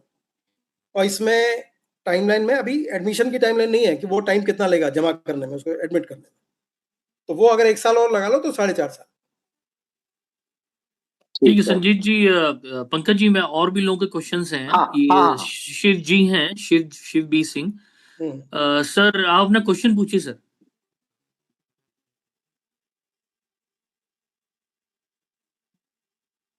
हेलो। हाँ बोलिए शिव जी, बोलिए। या आई एम ऑडिबल सर? हाँ हाँ बोलिए, बिल्कुल। हाँ सर, एक बात ये इशू आ रहा है कि जो हम रीजेंसी को ला रहे हैं, थर्ड बिल्डर जो हमारा है मतलब बनाने हम्म के लिए, हम्म अपार्ट फ्रॉम अधीराज, तो वो हम लोगों के साथ कोई एग्रीमेंट तो कर नहीं रहा है basically, but these papers will be filed in RERA, क्योंकि उसी के बाद जो लैंड का पार्टीशन होना है, एक लैंड को 3 पार्ट्स में करना है, क्लस्टर 1, क्लस्टर 2, क्लस्टर 3। तो 2 को मोनेटाइज करेगा और एक में बनाएगा, जो हम लोगों का 10 टावर्स है। तो जब सर ये बनाएगा और मान लीजिए वो डिफॉल्ट करता है, तो क्या ये एनसीएलटी के रूल्स में रिलेटेड पार्टी में फिर ये आ जाना चाहिए? क्योंकि अगर रिलेटेड पार्टी में आएगा then this land deal can be cancelled. यही थ्रेट उसको हो सकता है। नहीं, आपको ऐसा क्यों लगता है कि वो कंप्लीट नहीं करेगा? सर उसने एक बड़ी ऐसी कंडीशन डाली है जो किसी भी हालत में फुलफिल नहीं होगी। अच्छा। वो ये कहता है ऑल प्रोजेक्ट रिसीवेबल्स अगर टाइम पर आएंगे तभी हम प्रोजेक्ट कंप्लीट करेंगे। अब आप ये मान के चलिए कि नॉर्मल प्रोजेक्ट में रिसीवेबल सब टाइम पे नहीं आते हैं। यहां तो इतना हो गया, 10 साल 12 साल से लोग पैसा पड़ा है। कुछ लोग कंसेंट नहीं देंगे, वो भी पैसा टाइम पे नहीं देंगे, वो कहेंगे हमारा कंपनसेशन मिलेगा तब हम पैसे देंगे। तो उस क्लॉज को कभी भी इन्वोक कर सकता है बायर्स के अगेंस्ट में। ठीक है। तो अगर वो रिलेटेड थर्ड पार्टी में आ जाए और एक जब हम लोग कंसेंट फाइल की जाए रेरा में, तो ये कहा जाए कि it will B only on the strength of the consenting buyers, क्योंकि बाकी बायर्स तो नहीं देंगे। अगर मतलब हो सकता है दे दें, कंस्ट्रक्शन देख के दे भी सकते हैं, कोई ऐसी बात नहीं कि नहीं देंगे। लेकिन अगर वो नहीं देते हैं और ये काम रोकता है, तो can it come under that related party? उसमें जो मेरा काउंटर क्वेश्चन है कि आपका जो एग्रीमेंट होता है जनरली बिल्डर का, उसमें 2 क्लॉज होते हैं कि अगर वो आप नहीं देते तो वो कैंसिल भी कर सकता है आपका अलॉटमेंट। अब इशू ये है कि वो कैंसिल कर पाएगा कि नहीं कर पाएगा, ये ट्राइपार्टाइट के एग्रीमेंट में है। जिस आदमी ने आज तक कंसेंट दी ही नहीं, तो ओरिजिनल के बेस पर वो कहेगा हमारा कंपनसेशन भी आप दो तब हम पेमेंट करेंगे रिमेनिंग, क्योंकि आप ऑलरेडी 5 साल डिले कर चुके हो। तो वो लिटिगेशन में चला जाएगा, पैसा वो नहीं देगा। तो ये everybody will go in litigation. Out of 2,400 sir, only close to 150 have gone for litigation, and some of them who have won the case also, they have repudiated their claims in favor of this consent signing. Okay. तो लेकिन फिर भी यह है कि 10-15% लोग हैं, कुछ की प्रिकेरियस फाइनेंशियल कंडीशन हो गई 12-13 साल में, कोविड में कुछ लोगों के यहाँ डेथ हो गई, वो पैसा नहीं दे पाएंगे। तो if it comes under related party transaction, then builder will be under pressure. नहीं, इसमें हमने जो उस केस में भी किया, 1-2 केस में और भी मैंने एडवाइस किया है। हाँ। तो 2 तरह के होम बायर होते हैं। एक तो वो लोग होते हैं जिनको मकान चाहिए, फ्लैट चाहिए बस। उन्होंने लाइक कुछ होते हैं इन्वेस्टर के टाइप में होते हैं, मकान नहीं लेना, उनको इन्वेस्ट करना होता है और बेचना था। उनको लगता है मेरा पैसा फंस गया, 10 साल में कुछ निकला नहीं, तो वो एग्जिट करना चाहते हैं। तो जैसे आप बता रहे हैं कि वो लोग इतने थके हुए हो गए, वो उनके पास पैसा भी नहीं देने के लिए, रिटायर्ड है ना, उनको अब इंटरेस्ट नहीं है। तो हम लोग क्या करते हैं कि इसमें एग्जिट क्लॉज डलवा लेते हैं कि जो नहीं देंगे कंसेंट उनको एग्जिट दे देंगे, है ना। नहीं सर, एग्जिट क्लॉज तो उसने डाली है, लेकिन those people who don't want to exit also but at the same time don't want to pay, क्योंकि उन्होंने कंसेंट साइनिंग नहीं की। नहीं मतलब हमारा केवल आपको भाई आपको फ्लैट चाहिए, बेसिकली वो क्या कह रहा है कि आपको अगर फ्लैट चाहिए, आपके केस में क्या पैसा मांग रहा है क्या ऊपर से? ये कुछ कंस्ट्रक्शन नहीं सर, पैसा नहीं मांग रहा, केवल क्लब हाउस अलग से है। तो वही मांग रहा होगा जो ओरिजिनल नहीं दिया आपने। हाँ, ओरिजिनल है प्लस क्लब हाउस अलग से है, क्योंकि क्लब हाउस में थोड़ा हम लोगों के यहाँ डाउट था कि है या नहीं है। तो वो पैसा तो आपको अगर फ्लैट लेना है तो देना ही पड़ेगा जितने में आपको ओरिजिनली किया था। Only thing is not asking for additional money. No issue on that. तो अब रीजनेबल पोजीशन आपके लिए भी, किसी भी होमवर्क के लिए ये है कि भाई या तो आप वो पैसा दो, आपको नहीं लगता है कि आपको फ्लैट नहीं मिल रहा, आप परेशान हो, तो एग्जिट ले लो। एग्जिट क्लॉज दे रहा है ना आपको, एग्जिट क्लॉज आप निगोशिएट करो कि हमें कम से कम आप पूरा हमारा जो क्लेम था वो दे दो, प्रिंसिपल अमाउंट जितना हमने जमा किया था, और उसके ऊपर कुछ 8-9% इंटरेस्ट दे दो। अब वो उस पर आप निगोशिएट करो, वो हो सकता है इंटरेस्ट नहीं माने मुझे नहीं पता, उस पर डिपेंड करता है। तो आप 2 तरह के क्रिएट करो, लोगों को समझाओ कि या तो आप बीच में ऐसे मत रहो कि ना तुम इधर है ना उधर है। आपको मकान चाहिए तो कंसेंट देके आप लाइन में लग जाओ, अपना पैसे दो टाइम से और मकान लो। अब वो आपको जज करना है कि जो नया बिल्डर आ रहा है, क्योंकि ये दे आ रहे जॉइंट वेंचर नाउ, है ना, जो अधिराज है और इसका जॉइंट वेंचर ही कर रहा है ना ये। पांडे जी, इशू ये है कि हमारे साथ 3 टाइप के लोग हैं। हाँ। एक वो है जो कंसेंट दे रहे हैं और कह रहे हैं हमको मकान मिल जाए, हमको कोई कंपनसेशन नहीं चाहिए, जिसमें हम लोग हैं। हम लोग कह रहे हैं भाई मकान दे दो, कंपनसेशन छोड़ो यार, मकान मिल जाए। दूसरे लोग हैं जो एग्जिट चाह रहे हैं बिकॉज देयर फाइनेंशियल कंडीशन। वो भी बिल्डर मान गया कि जेन्युइन केसेस में हम एग्जिट भी दे देंगे, हाँ वो टर्म्स क्या होंगी वो अलग का मैटर है अभी, हाँ लेकिन वो नॉर्मली तो ये कह रहा है कि अगर आप परचेजर ले आते हो तो हम विदाउट एनी चार्जेस आपको एनओसी दे देंगे ट्रांसफर का। फर्क नहीं पड़ा, यस। हाँ दैट इज। बट तीसरे टाइप के लोग हैं जो कहते हैं फ्लैट भी चाहिए, कंपनसेशन भी चाहिए और हम कंसेंट साइन नहीं करेंगे। वो ये भी 10-15% का तबका है सर, ज्यादा नहीं है। मतलब कंसेंट देने वालों में करीब 40-45% ऑलरेडी दे चुके हैं। नहीं तो उनको दस तो फिर वो बिल्डर अपना क्लॉज वो अप्लाई कर सकता है, जहां उनको जो अगर पैसा नहीं दे रहे हैं तो ही कैन कैंसिल देयर, वो जाए कोर्ट में। नहीं सर, हाँ तो वो हमको ये लग रहा है कि अगर रेरा से अप्रूव हो जाएगा जब मेजॉरिटी कंसेंट के जरिए, तो this will be applicable on everybody. हाँ हाँ, even including the both builders. या इसमें ऐसा है ना, आपका both the builder plus those who have not even consented, those do not have consented, they will also come under the same purview. Yes yes, तो अगर नहीं देंगे तो उनको फिर एग्जिट मिल जाएगा, मतलब वो फोर्स एग्जिट होगा उनका। वो फोर्स्ड एग्जिट होगा, फोर्स्ड एग्जिट होगा। Yes yes. और सर दूसरा वो रिलेटेड पार्टी हो जाएगा ना, ये बिल्डर जो नया आया है रीजेंसी को जॉइंट डेवलपर्स ना, तो वो जॉइंट डेवलपर, सो वही हो जाएगा लास्ट में कि एनसीएलटी में 2 साल में अगर हम केस फाइल करते हैं, if he default joint developers, हाँ तो वो डिफॉल्ट के केस में वो डील ये रिनेशिएट हो सकती है। तो आप दोनों को एनसीएलटी में ले जा सकते हो, मतलब दोनों बिल्डर। हाँ सर, वो वही दोनों एनसीएलटी में जाएंगे और डील रिनेशिएट हो जाएगी। डील रिनेशिएट हो जाएगी, यस। हाँ तो अभी मतलब मेरा ये है कि जो अभी आपकी स्थिति है, 3 पॉजिटिव है इसमें कि आपका बिल्डर भागा नहीं, पहली बात, ठीक है। दूसरा, अभी मुझे जो लगता है उन्होंने कुछ तो बिल्डिंग बनाई भी है, ऐसा नहीं है कि उसका मतलब इच्छा नहीं थी बनाने की। कुछ टावर बनाए हैं ना उन्होंने, जैसा मेरे को बताया गया। क्यों Vishal ji? Just hold on. हाँ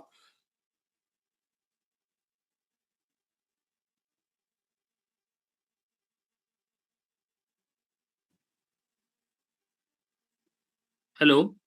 हाँ सर, हाँ तो सर शिव जी, उसमें आप 2 टावर में कुछ पोजीशन दे दिया है। हाँ 3 में मतलब पूरा ब्रिक वर्क तक कंप्लीट हो चुका है।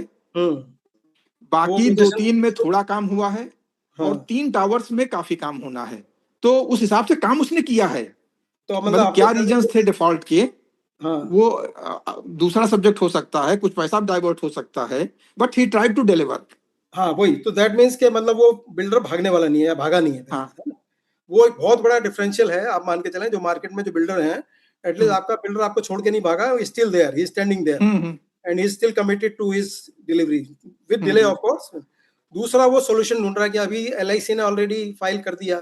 और एक्चुअली मैं आपको बताऊं कि ये एनसीएलटी प्रोसेस आपको नुकसान करेगी, मतलब आपको ज्यादा फायदा, मतलब टाइम का। सर मैं भी बैंकर हूं, मेरे को पता है, मैं इंडियन बैंक में ईडी हूं। टाइम लगेगा 3-4 साल, बहुत से केसेस देखे। लेकिन बिल्डर को फायदा होगा एनसीएलटी का। मैं आपको बता दूं बिल्डर को क्या फायदा होगा, कि उसको जो एलआईसी अभी उससे पूरा पैसा लेके सेटल करेगी, वो हाँ, उसको वो पार्ट सेटल कर वो सकता है। इसी से हो जाएगा। हाँ, वो उसमें वहां पे 30% डालेगा प्लान में, तो 30% में भी सेटल करना पड़ेगा। हाँ हाँ, है ना। तो इसलिए बिल्डर के तो इंटरेस्ट में रहेगा कि उसको 3 साल तक फ्लैट और नहीं देने, आपको आराम से टाइम मिलेगा उसको। सर बिल्डर को एक ही एडवांटेज इसमें है एनसीएलटी में कि उसकी जो पर्सनल गारंटीज है ना, तो पीआईआरपी से वो बच जाएगा बस, और कुछ बिल्डर को आज की डेट में और कोई फायदा नहीं है।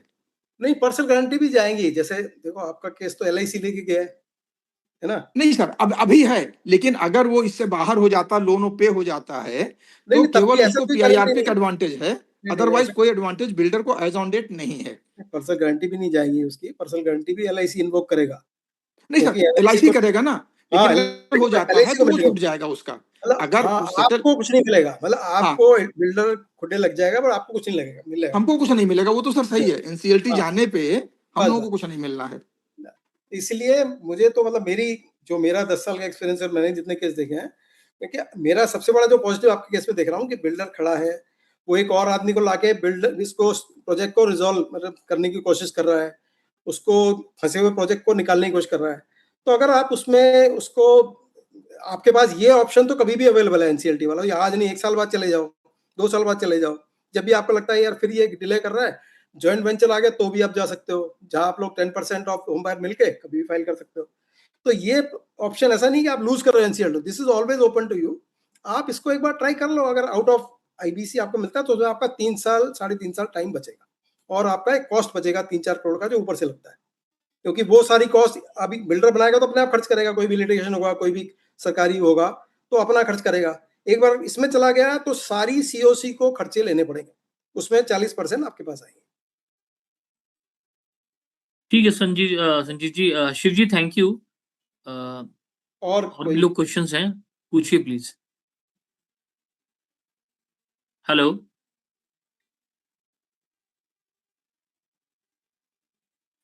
अच्छा संजीव सर, हेलो। हाँ, मेरा नाम बोलिए सिमी बोलिए। सेबेस्टियन है। मैं 1B में 4406 है। मुझे यही रियलिस्टिक एक जानना था इंफॉर्मेशन।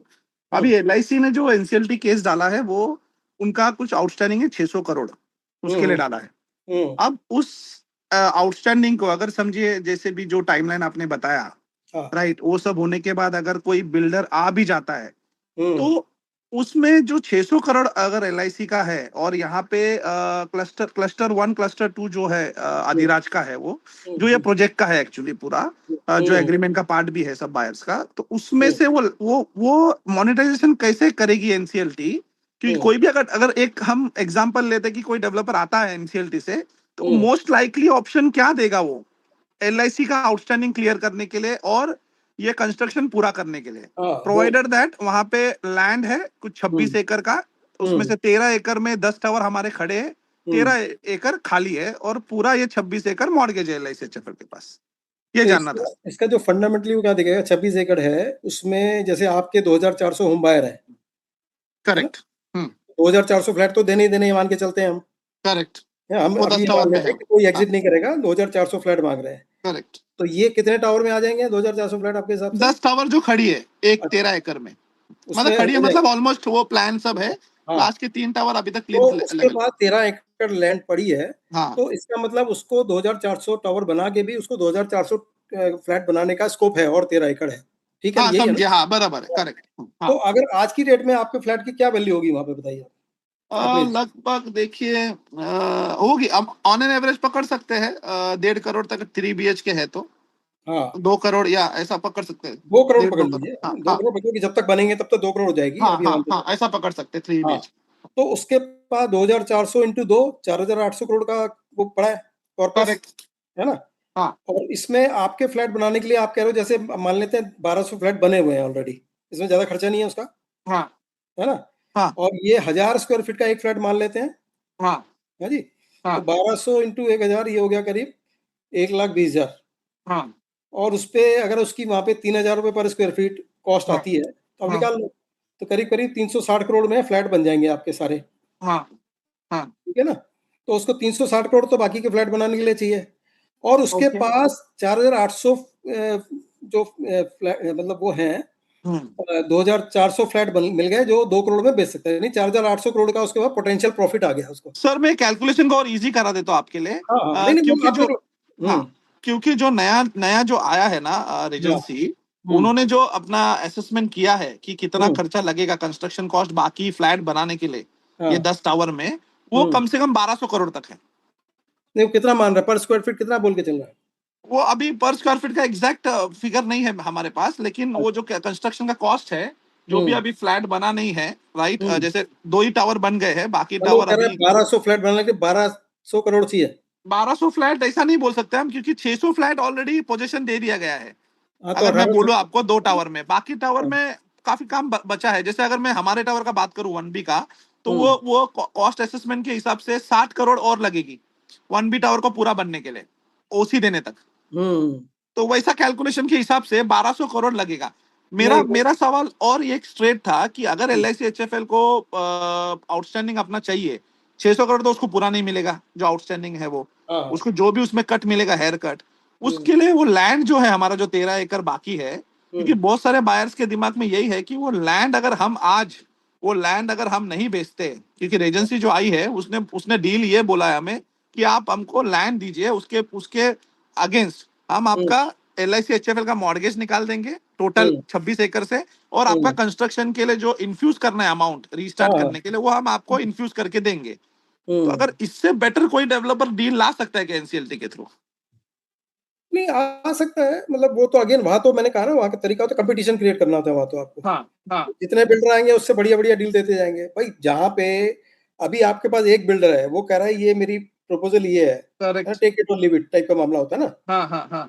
तो इसमें आपको एडवांटेज सिर्फ एक ही है कि आप 3 साल अपने बचा रहे हो। आप लोग ऑलरेडी 10 साल से बैठे हो, फ्लैट नहीं मिले आपको, ठीक ओके। है? हाँ तो अब आप 3 साल बचा रहे हो, हाँ that is the only. Otherwise NCL में जाता है, उसमें 2 रिस्क हैं। हाँ फिर पता लगा अधिराज ही फिर आया और फिर ये पार्टी भी चलेगी उनके हाथ से, फिर दूसरा कोई पकड़ के लाते हैं, नहीं लाते, हाँ है ना? हाँ Adhiraj will always submit a plan, that much I am sure, क्योंकि करेक्ट। उनका इतना स्टेक लगा हुआ है, इतना पैसा लगा रखा है, तो वो तो प्लान हाँ देंगे ही देंगे, इतना मान के चलिए आप। हाँ तो आपको पता लगा कि आपका 6-7 महीने में एडमिट हुआ, फिर 2 ढाई साल प्रोसेस में लग गया और प्लान वही घुमा फिरा के वही आया जो अभी आज अधिराज आपकी दे रहा है। क्योंकि मैं करेक्ट इतना एश्योर कर सकता हूँ, आपके प्रोजेक्ट में एक प्लान तो आएगा, वो अधिराज का तो आएगा, क्योंकि logically they will apply because they have invested so much money there, right? Correct correct. अब दूसरा कोई आएगा नहीं आएगा, ये it will depend on so many factors कि आपके आसपास कितना डेवलपमेंट हुआ है, उस एरिया में क्या कंस्ट्रक्शन एक्टिविटी चल रही है, कितनी करेक्ट। जैसे, है ना? हाँ तो उस पे डिपेंड करेगा कि जब 1 साल, 1.5 साल बाद जब उस स्टेज में आएगा प्रोजेक्ट कि जब हाँ मार्केट में जाएगा और वो एडवर्टाइजमेंट देगा, हाँ तो कितने बिल्डर आते हैं। अब आप लकी हैं तो उसमें मान लीजिए 5 बिल्डर आ गए, हाँ फिर वो 5 बिल्डर ने अलग-अलग आपको अपने प्लान दिखाए। हाँ फिर आप उनसे एक-एक से नेगोशिएट करोगे, नहीं आप हमें ये और दे दो, ये और दे दो। तो हाँ वो वहाँ पे आप इम्प्रोवाइज़ कर सकते हो। बट उसके लिए कॉस्ट आपकी है कि वो 2-3 साल का टाइम हाँ और एडिशनल जो सीआरपी कॉस्ट लगेगी। हाँ। और दूसरा मेरा ये अंडरस्टैंडिंग था कि हुँ, अगर कोई भी डेवलपर आएगा कम से हुँ। कम वो 13 एकड़ का, क्योंकि उसको तो उसमें बेनिफिट दिखना चाहिए ना। भाई उसको तो लैंड करेक्ट। लेने आ रहा है बेसिकली, आप ही समझ हाँ, रहे हो ना? कोई भी उसको डेवलपर अगर आगे भी आएगा एनसीएलटी से, वो वो 13 अन्य एकड़, वो 13 एकड़ तो लेगा ही। हो हाँ, सकता है वो कॉस्ट एस्केलेशन भी ले बायर से कि मुझे इतना ज्यादा लगेगा आपको बस, फ्लैट बना बस के देने के ये लिए। क्योंकि कॉस्ट तो करेक्ट। आपकी कॉस्ट ऑफ कंस्ट्रक्शन तो डेली बढ़ रही है ना। हाँ भाई हाँ हाँ। अभी आपने अगर पीछे एक न्यूज़ आई थी टाइम्स ऑफ इंडिया में कि हमारे मतलब इंडिया में हम्म। एवरेज लास्ट 3 साल में 12% से कंस्ट्रक्शन कॉस्ट बढ़ी है, 12% हाँ एवरी ईयर। हाँ। और अभी क्योंकि ये जो गल्फ वॉर चल रही है ईरान और यूएस की और इजराइल की, इसकी वजह से और कॉस्ट बहुत तेजी से बढ़ेगी। ओके। करेक्ट है तो करेक्ट है। हाँ तो आज जो आपको मुझे ऑफर कर रहा है कि इसके कॉस्ट में कल को जो 2 साल बाद आएगा वो कॉस्ट ऑफ कंस्ट्रक्शन उसकी 20% 30% ऊपर हो जाएगी। करेक्ट है। हाँ और यहाँ पे आपको फायदा क्या हो रहा है अधिराज में कि यहाँ पे कॉस्ट ऑफ कंस्ट्रक्शन जो 2012 में थी वही चल रही है आपकी। हाँ उसमें हाँ, कोई वो एक एस्केलेशन नहीं हमारा लग रहा है। बेनिफिट है। हाँ हाँ, वो करेक्ट। बहुत बड़ा बेनिफिट है आपको। तो आपको तो सिर्फ मैं ये कहता हूँ आपको एक चीज़ देखनी है कि ये जो भी प्रपोज़ल आ रहा है, अगर आप इतना उसमें 80% भी श्योर हैं कि ये बना के दे देगा, फ्लैट हाँ में मिल जाएगा और जो टाइम बोल रहे हैं मिल जाएगा, तो आप 3 साल बचा सकते हो, सीआरपी कॉस्ट बचा सकते हो और वो सारी अननोन्स बचा सकते हो, अनसर्टेनिटीज़ जो कि सीआरपी प्रोसेस के साथ आएँगी। Thank you very much sir. Thank you, thank ये यू, बहुत थैंक यू, बेनिफिट हो। Thank you. Thank you sir, thank you. Tej ji अपना सवाल पूछिए प्लीज। हाँ सर, बोलिए। आप म्यूट हो गए दोबारा। 1 मिनट। हेलो। हाँ, बोलिए तेज जी। हाँ संजीव जी, जैसा आप ये कह रहे हैं कि एनसीएलटी में इतना टाइम लगेगा, हाँ अब जी। यहाँ पे इश्यू ये हो रहा है सर, फ्लैट तो सबको चाहिए। हुँ, इश्यू कंसर्न सिर्फ यही है, एक तो जो हमारा जो अभी डॉक्यूमेंटेशन चल रहा है अधिराज रीजेंसी एंड बायर, उसमें एक तो लीगलिटी का इशू आ रहा है कि क्योंकि हुँ, बाइंडिंग कोई उनका एग्रीमेंट नहीं है यहाँ पे प्रॉपर वे में। आप कह रहे हैं कि रेरा में जाइए, रेरा अपने ऑर्डर को एग्जीक्यूट नहीं करवा सकता। दूसरा हुँ, सबसे बड़ा कंसर्न यहाँ पे ये है सर, वैल्यूएशन का, लैंड वैल्यूएशन का, जो हमारे बायर्स में डिस्प्यूट चल रहे हैं।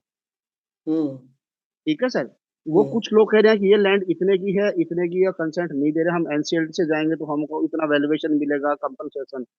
हाँ, नहीं वही मतलब सर आपका सर मैं एक सेकंड, हाँ, एक हाँ, सेकंड। तो अब यस, क्वेश्चन क्या है सर, लैंड वैल्यूएशन पे ज्यादा सर वो ये कह रहे हैं कि भाई एनसीएलटी में अप्रोच करते हैं। अगर सर आप ये कह रहे हैं कि एनसीएलटी में 3 साल लगेंगे, ऑब्वियसली मैंने तो कंसेंट दे दिया एनसीएलटी में, मैं भी नहीं जाना चाहता, लेकिन मैं उन बायर्स की तरफ से बोलना चाह रहा हूँ, आप उनको थोड़ा सा कन्विंस कीजिए कि हुँ, अगर यही प्रोपोजल हुँ, अधिराज रेजेंसी का राइट नाउ केस फाइल है, हुँ, अगर यही प्रोपोजल एनसीएलटी में ये एक्सप्रेशन ऑफ इंटरेस्ट में रीजेंसी दे देता है तो लीगलिटी आ जाएगी यहाँ पे। जैसे आप तो आईपी हैं, वहाँ पे हुँ, आपका प्रोफेशनल वैल्यूबर भी रहता है, हुँ। तो ये डिस्प्यूट्स भी नहीं होंगे। अगर यही प्रोपोजल एनसीएलटी में जाता है तो क्या 3 साल लगेंगे, स्ट्रक्चर हाँ, तोड़ने की जरूरत नहीं यस, होगी। यस 3 और साल सर का मान के चल यस। एग्जिस्टिंग, आप ये कह रहे हैं कि भाई आपने 2-3 बार बोला कि वो स्ट्रक्चर तोड़ना पड़ेगा, ओवर कॉस्टिंग होगी, अभी राइट नाउ तो वो सिचुएशन भी नहीं आएगी। हाँ, उसमें ये है, अब इसका नेगेटिव मैं आपको बताऊँ, इस केस में पॉज़िटिव ये है कि इसमें आप बोल रहे हो कि 4 3-4 टावर तैयार खड़े हैं, बस हैंडओवर नहीं हुआ है ना? यही है ना? तो मेरे को अभी जैसे उन्होंने बताया पीछे शिव जी ने कि 3-4 टावर ऐसे हैं जो सिर्फ थोड़ा-सा काम है और जी कंप्लीट जी करके जी हैंडओवर। जी। तो ये जो एक्जिस्टिंग बिल्डर तो आपको हो सकता है 3 महीने, जैसे आप कंसेंट दोगे 3 महीने में 4 इतने 4 फ्लैट का 4 टावर का वो हो जाएगा।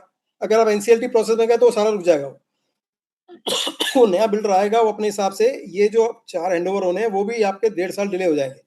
पहले एडमिशन टाइम, फिर वो कहेगा सब मैं सारा अपना हिसाब किताब देखूंगा, क्योंकि वो तो नया आदमी आ गया ना, उसका तो कोई कमिटमेंट नहीं है आपको कि ये हैंडओवर, वो कहेगा मैं अपने हिसाब से हैंडओवर करूंगा। जैसे मैं आपको बताता हूँ, मेरे ही वाले केस में एक टावर, उसमें एक प्रोजेक्ट है जो 90% कंप्लीट है और उसको कंप्लीशन के लिए सिर्फ 10-12 करोड़ का खर्चा है, उतना लगना है।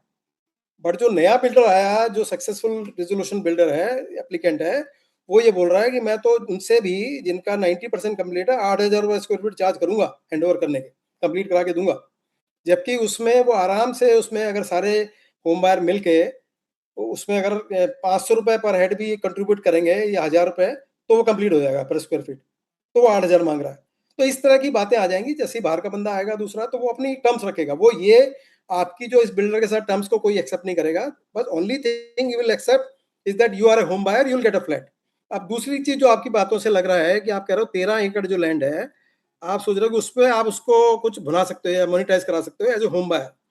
तो मैंने पहले ही बोला आपको, तो मैक्सिमम जो मिलना है फ्लैट मिलना है, और मिनिमम जो मिलना है वो 0 मिलना है अगर लिक्विडेशन हो गया। उसके अलावा कुछ नहीं मिलना है। वो मोनेटाइज हो, किस रेट में हो, कोई वैल्यूएशन हो, आपको एग्जिस्टिंग बिल्डर तो एक हिस्टोरिकल रेट जिसमें उसने आपसे एग्रीमेंट साइन किया था उस पर फ्लैट देने का प्रॉमिस कर रहा है। बट ये जो बंदा आएगा वो हिस्टोरिकल रेट नहीं पकड़ेगा। वो पकड़ेगा कि मैं 2027 में मेरी जो कंस्ट्रक्शन कॉस्ट है और उसमें आगे तक की पकड़ेगा। जब वो कंस्ट्रक्शन स्टार्ट करेगा उससे 1 साल बाद की पकड़ के चलेगा, वो सारा बिल्डिंग करके इन्फ्लेशन, वो कॉस्ट आपसे मांगेगा पर स्क्वायर फीट। आप उसके लिए तैयार हो तो आपको एक्स्ट्रा कुछ नहीं मिलेगा। निगेटिव ये है कि हो सकता है वो आपसे, आपको एक्स्ट्रा देना पड़ जाए जेब से। कंपेंसेशन तो मैंने नहीं देखा इंसॉल्वेंसी के केस में कहीं किसी को मिला है। मेरे पास भी काफी ऐसे लोग हैं जो जो सोसाइटी मेंबर्स होते हैं, जिनकी लैंड होती है, वो कहते हैं हमें रेंट प्रॉमिस किया था, बिल्डर रेंट मिलना चाहिए, कुछ नहीं मिलता है। वो बिल्डर कहता है भैया मैं फ्लैट दे सकता हूँ मैक्सिमम आपको, और फ्लैट वो देगा, उससे ज्यादा कोई कुछ नहीं देगा, क्योंकि ये नया बंदा आ रहा है, इसका कोई कमिटमेंट नहीं किसी तरह का। Thank you. दिलीप जी अपना सवाल पूछिए।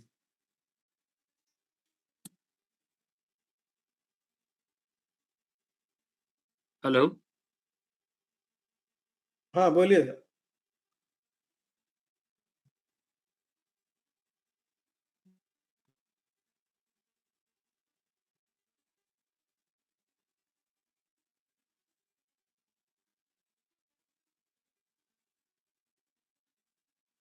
प्रशांत जी सवाल पूछिए। Prashant ji. Sir can you hear me? हाँ हाँ बोलिए सर थैंक यू, आपने बहुत ही अच्छी तरीके से हमें एक्सप्लेन किया है।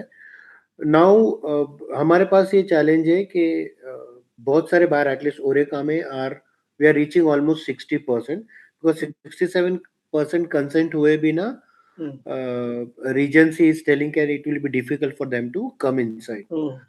अभी हमारा टावर होगा और 3-4 टावर जो ऑलमोस्ट बन के रेडी है, या जिनको 2 टावर जिन्हें ऑक्यूपेंसी मिली है, they are ready to go head with this. But और 3-4 टावर ऐसे हैं जो लोगों को कंसेंट साइन करने के लिए डरा रहे हैं, धमका रहे हैं, या गलत एडवाइस कर रहे हैं, झूठी बातें फैला रहे हैं। तो वो सबको हम एक पेज पे कैसे लेके आए ताकि हर आदमी को घर मिले?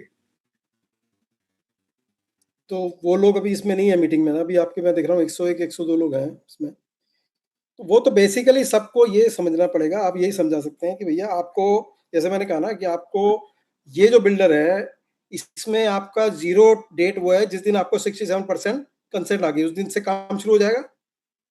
ठीक है ना? करेक्ट तो सर, आपके जो 4 टावर तैयार पड़े हैं या उसमें 19-20 कुछ काम बाकी है, तो वो 1 महीने के अंदर अलॉटमेंट दे सकता है, उसी दिला सकता है आपको, राइट? करेक्ट है और सर, करेक्ट। बाकी के प्रोजेक्ट में वो और 3 महीने में मोबिलाइज करके पैसा, क्योंकि नया इन्वेस्टर ले आएगा, काम शुरू कर सकता है। तो और सबको फ्लैट मेरे ख्याल से मैक्सिमम 3 साल के अंदर अंदर सबको पकड़ा सकता है फ्लैट। दैट इज उन्होंने माई। कल ही हमें सबमिट किया सर पूरे हाँ सब टावर्स का प्लान, हाँ, कितना पोजीशन टाइम बोल प्लान रहे हैं? सबमिट किए। कितना बोल रहे हैं टाइम? 2030 तक बोल रहा है सभी टावर्स। हाँ इसका प्लिंथ भी अभी बना नहीं है, वैसे टावर भी पकड़ के। ठीक है। तो बस वो, तो ये यहाँ पे आपका 0 डेट इज नियर यू, मतलब जैसे ही आपके 67% को कन्विंस कर लिया, वो 0 डेट शुरू होगी, वहां से आपका काम शुरू हो जाएगा। एनसीएलटी में वो जीरो डेट जो है, वो जब आप फाइल करोगे पहले तो आपको 250 लोगों को इकट्ठा करना पड़ेगा, या मिनिमम 100 है शायद उसमें, 100 और 10% विच इज मिनिमम, तो 100 लोगों को इकट्ठा करना पड़ेगा और उनके साइन करा के एप्लीकेशन लगानी पड़ेगी। उसका एक वकील करना पड़ेगा, खर्चा करना पड़ेगा, और वो 100 लोगों के साइन लेना पड़ेगा। वो एप्लीकेशन जमा होगी, उसी में 3 महीने इस प्रोसेस में लग जाएंगे। फिर जमा होने के बाद एप्लीकेशन, फिर वो उसमें 6 महीने मिनिमम मान के चलो, तो अगर अर्लीस्ट हो गया, नहीं तो साल मान लो एवरेज, तो वो 6 महीने निकल के आपके, तो 9 महीने ये निकल गए, और उसके बाद 3 साल आपका वो निकल गया एडमिशन के बाद। तो वो टाइम आप बचा सकते हो अगर वो आप उनको सेल कर सकते हो, जो लोग नहीं मान रहे हैं कि भैया उसमें आप बैठे हो, तो आप फिर ये तो 2030 का रहा है, वो आपको 2030 तक तो आपका प्लान आएगा यहाँ पे, या प्लान का इम्प्लीमेंटेशन शुरू होगा, मतलब कंस्ट्रक्शन शुरू होगा। ये कंस्ट्रक्शन अभी 3 महीने के अंदर शुरू कर देगा, but that is the difference I am trying to convey. But जैसे शुरू में संजीव सर ने आपको बताया था कि वो लोगों को डरा रहे, अगर हमने साइन किया तो हमारी लाइन चली जाएगी, हमारे हाथ में कुछ कैसे नहीं चला जाएगा? बचेगा, आपका ये करेगा वो रजिस्टर्ड करेगा। एग्रीमेंट है सर, रजिस्टर्ड एग्रीमेंट तो आपका लॉ में राइट बन गया ना। आपने, बिल्डर ने और आपने एक एग्रीमेंट साइन किया, वो अगर एग्रीमेंट आपका लॉ में रजिस्ट्रार के पास रजिस्टर हो गया, तो आपकी लैंड जा ही नहीं सकती, वो तो बाउंड है ना उससे, वो तो आपको लीगल राइट बनी गया, वो कोई नहीं ले सकता आपसे।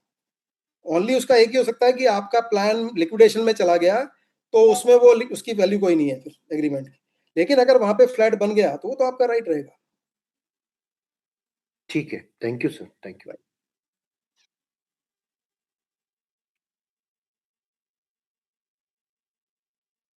और कोई क्वेश्चन? क्वेश्चन पूछिए प्लीज। नेक्स्ट कौन है?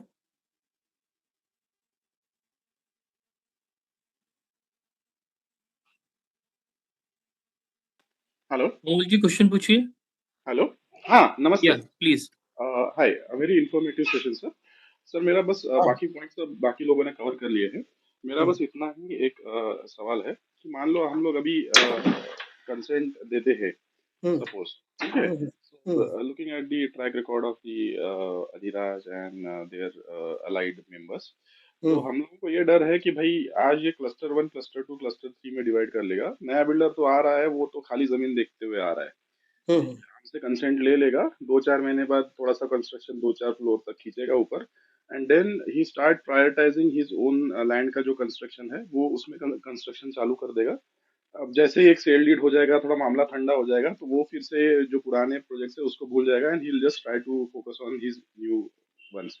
तो 1 साल 2 साल बाद हमारे पास में क्या है, लैंड भी नहीं रहेगी, ना हमारा बिल्डिंग भी नहीं रहेगा, कुछ नहीं रहेगा।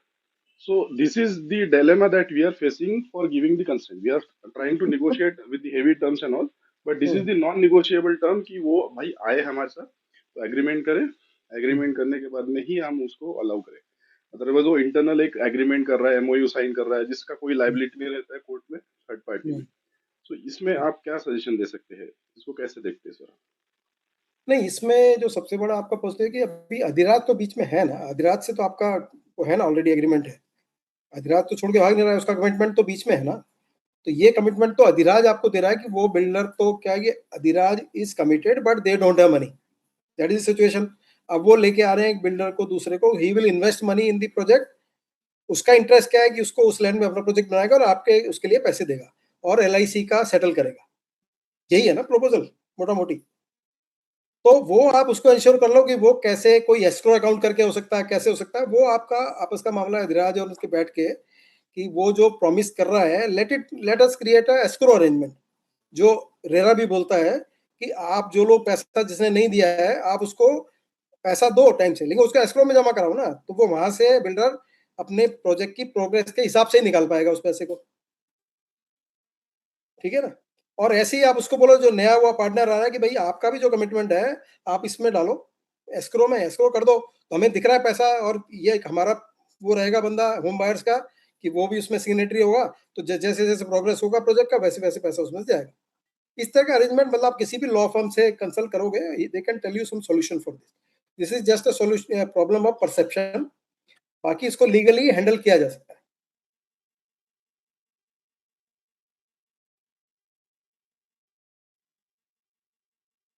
Have I answered your query? Yeah, yes sir. Okay. Sushil ji, please ask a question.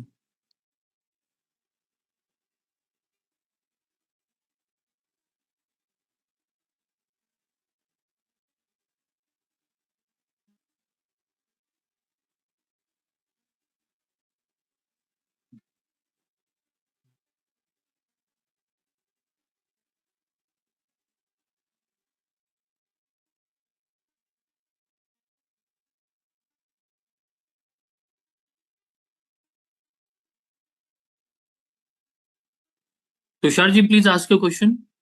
सो दो क्वेश्चन है मेरे पर्टेनिंग टू एनसीएलटी. एक है कि as you rightly said NCLT में सपोज आउट ऑफ दोस 2400 100 लोगों को जाना है, ठीक है. सो 100 लोग जाते हैं. Now you said there will be a 42%, suppose जो खर्चा है उसमें से 42% will be bear by those buyers, ठीक है. तो वो जो 42% है, whether those 100 buyers will bear or that will be bear by all the 2400 buyers. पहला तो ये है. दूसरा, if there are only 100 people who want to go ahead with NCLT, but there are another 1000 buyers who are against NCLT, so उनके लिए क्या आप suggest करोगे? मतलब how should we as a 1000 buyers should go ahead on this?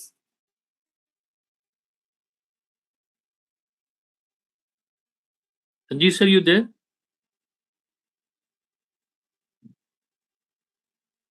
या हाँ, okay, thank you. तो इसमें यही है कि वो जो 1000 होम बायर है वो उसके अगेंस्ट में जा सकते हैं, एनसीएलटी में फाइल कर सकते हैं. We don't want to get it admitted, तो फिर वहां पे वो कंटेस्ट होगा. बट लॉ ये कहता है कि 10% लोग फाइल कर सकते हैं. What was the second part of the question?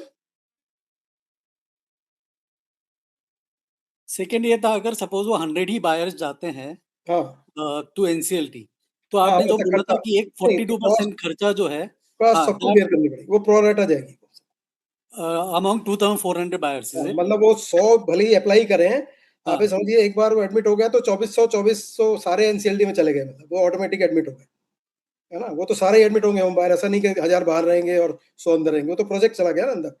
तो सभी 2400 will be part of the COC. 1000 ने अगेंस्ट भी तो बताया है कि एनसीएलटी में नहीं चलना है. उसमें कोई फर्क नहीं पड़ता. एक बार एडमिट हो गया तो अगेंस्ट हो या फेवर में उनको सबको कॉस्ट देनी पड़ेगी. बट जो मैं आपको प्रैक्टिकल दिक्कत ये बताता हूँ कि जैसे मैं जो प्रोजेक्ट कर रहा हूँ उसमें करीब 250 होम बायर हैं. अब कुछ लोग पैसे देते हैं, कुछ लोग नहीं देते हैं. अब वो आरपी जो नहीं दे रहे हैं उनके अगेंस्ट कोर्ट में चला गया कि सर ये लोग, कुछ लोग हैं पैसे नहीं दे रहे हैं. कोर्ट ने ऑर्डर भी दे दिया, फिर भी नहीं दे रहे हैं. अब आप एक एक के पीछे जाके उसकी वो कुड़की तो करोगे नहीं, तो वो प्रॉब्लम आती है. तो सभी लोग कभी पैसे देते नहीं है, थोड़े देते हैं, तो वो झगड़ा चलता रहता है कि पैसे कहाँ से आएंगे. बाकी वो सबको प्रोरेटा देने पड़ेंगे. ठीक, थैंक्स, गुड सेशन है this. Thank you sir. Sir मेरा एक क्वेश्चन था संजीव सर कि if few committee members have taken authorization from buyers and let's say if they take any decision out of their vested interest, you know, so will be in position to challenge it? हाँ, वो तो मतलब कर ही सकते हैं. जैसे आपने कहा ना 100 लोग जा रहे हैं, तो आप वहां पे 1500 लोगों की राय लगा दो, हम नहीं जाना चाहते, तो कोर्ट तो दोनों को सुनेगा. जहां मेजोरिटी जाएगी उनके फेवर में जाएगा ना कोर्ट. तो यू कैन इंस्टॉल दैट कि नहीं हम नहीं जाना चाहते, और फिर वो बिल्डर भी चला जाएगी, वो he can submit a plan, he is ready to build. तो वो एनसीएलटी दोनों को सुनेगा, उसके बाद वो they can accept the application और रिजेक्ट द एप्लीकेशन. सर मैं मतलब मेरा क्वेश्चन आप समझ रहे हो ना कि कुछ कमिटी मेंबर्स हैं जिन्होंने कुछ ऑथराइजेशन ले लिया बायर्स से और उनका कुछ अपना अलग इंटरेस्ट है, यू नो, कुछ अपना अलग इंटरेस्ट, पर्सनल इंटरेस्ट है. तो इस केस में क्या हम चैलेंज कर पाएंगे? लेट्स से अगर वो पर्टिकुलर डॉक्यूमेंट लेके if they present it anywhere, so will be in position to challenge it. हाँ, चैलेंज तो आप कर ही सकते हैं, बट वो एनसीएलटी उसमें क्या ऑर्डर देगा वो मैं कुछ नहीं कह सकता. ओके. हाँ, वो एनसीएल तो कोर्ट है ना. कोर्ट के दिमाग में क्या है कि कोर्ट में जो लॉ ये कहता है कि 100 होम बायर्स 1 करोड़ से ज्यादा का डिफॉल्ट, और डेट तो आपने लिया, होम बायर है तो डेट तो है ही, तीनों चीज उसके लिए हो रही हैं, तो वो तो एग्री कर जाएगा, कोर्ट एडमिट कर लेगा उस बेस पे.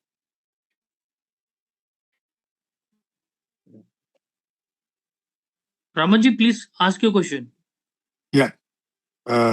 Thanks a lot, Vishal ji, for arranging this one. Really, it's informative. Thank you. Just one simple question, sir ji. See, abhi kuch the way other people are saying, some vested interested people are influencing, innocent buyers. अभी समझो कि suppose example ऐसा vested interest people हम लोग को समझ में आ गया कि कुछ 10 लोग हैं, 10 लोग are influencing 100 people's life, okay? Suppose वो केस में बिल्डर को राइट रहेगा कि ये 10 लोगों को फोर्स एग्जिट कर दे प्रोजेक्ट से. so that at least 1000 buyers का लाइफ बच जाए. That will depend on आपका एग्रीमेंट क्या है. वैसे मतलब मुझे नहीं लगता ऐसा कोई रेरा वगैरह अलाउ करेगा इस तरह का. तो Okay. हाँ, उसमें वो फोर्स एग्जिट तभी कर सकता है जब वो अपने पैसे नहीं दे रहे, मतलब जो टर्म कंडीशन है आपके एग्रीमेंट की. If they are not complying with the term condition, then of course there is already a written agreement कि वो उसको एग्जिट दे सकता है. बट द प्रॉब्लम क्या है ना सर, वो लोग पैसा तो अभी तो प्रोजेक्ट स्टॉल्ड है, तो प्रोजेक्ट पैसा का बात आ ही नहीं रहेगा, बट खाली इन्फ्लुएंसिंग चल रहा है कि मध्य मध्य हम लोग ये करेंगे वो करेंगे वो करेंगे, मतलब अनरिक्वायर्ड अनडिजायर्ड ऑफर्स दिया जा रहा है, right, an innocent buyers who are away from the Mumbai, right. तो अभी वो केस में हम एज ए बायर हमारा पास क्या ऑप्शन बचा रहेगा, एज ए बिल्डर हमारे पास बिल्डर का पास क्या ऑप्शन बचा रहेगा, सो दैट हम लोग सेफ गार्ड करे प्रोजेक्ट को.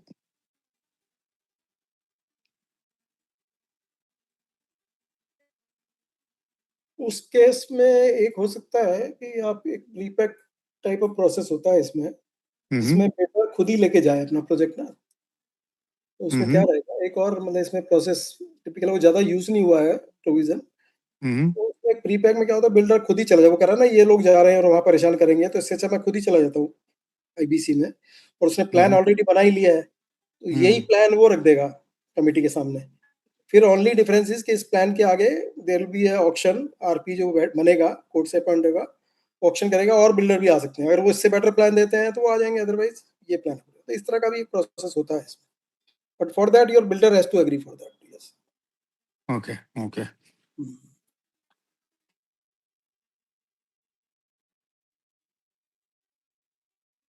Any other question?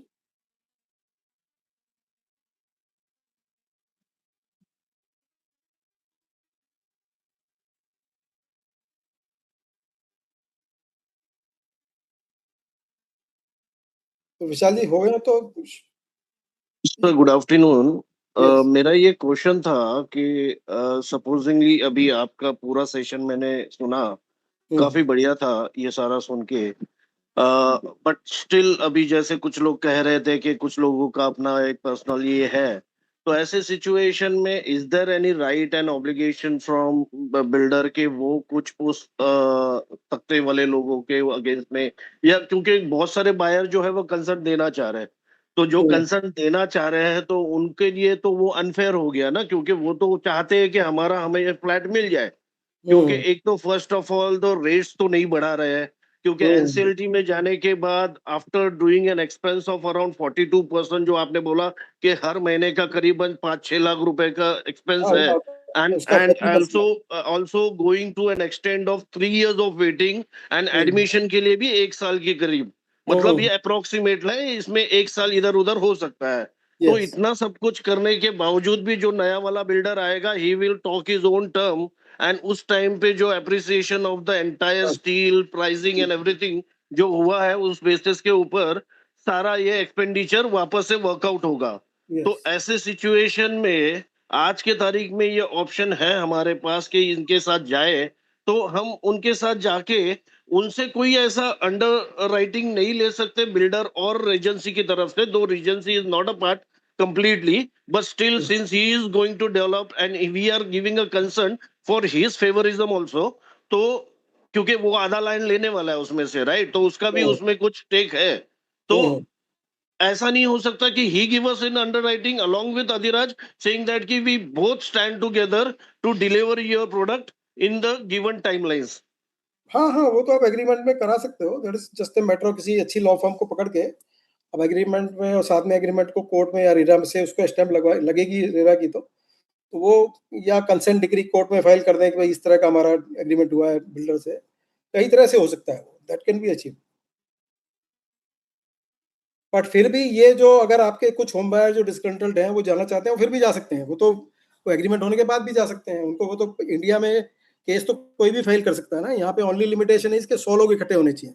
तो अगर 100 लोग इकट्ठे कर लिए तो वो कभी भी वो तो कर सकते हैं. उसका तरीका ये है कि उनको अलग से बिठा के, जो नया बिल्डर है जो भी पुराना, उनसे बात करे भाई आपका क्या वो है, तो उनको कैसे सेटल करना है. तो that is another part of the builder job कि उनको किस तरह सेटिस्फाई करे. अदरवाइज 100 लोग मिलके तो कभी भी प्रोजेक्ट को एनसीएलटी में ले जा सकते हैं. That much is there.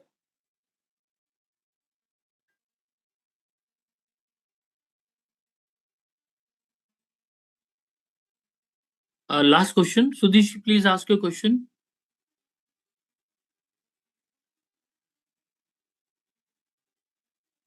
Hello हाँ हेलो, बोलिए। मेरी आवाज आ रही है? हाँ हाँ बोलिए। अच्छा सर, एक क्वेश्चन था. We have somebody called Ajay Shirke in Tower 1A. He is a chairman for the society, so called proclaimed. अब उन्होंने क्या किया है कि 1A के बहुत सारे बायर्स लोगों से एक एफिडेविट लेटर लिखवाया है, जहाँ पे उन्होंने लिखा है कि सारे जो राइट्स है on behalf of 1A tower is withheld with him, and all the decision will be taken by him on behalf of all the buyers.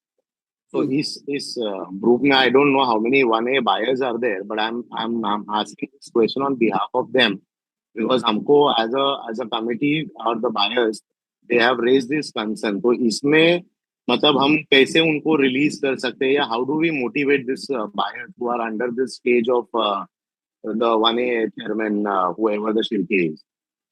नहीं, ये तो क्या है कि मामला जैसे लगता है एफिडेविट तो नहीं, वो एक पावर अटॉर्नी होती है। जैसे आप अपनी पावर अटॉर्नी किसी को दे देते हैं कि आप उस पे एक्ट करो, है ना? बेसिकली उसी के बेस पे वो काम कर सकता है। वो अगर कहते हैं कि मैं बिल्डिंग का चेयरमैन हूँ, मैं सबके बेhalf पे बात करता हूँ, तो in that case in legal terms all the home buyers in that building should give him a power attorney to sign or act on their behalf.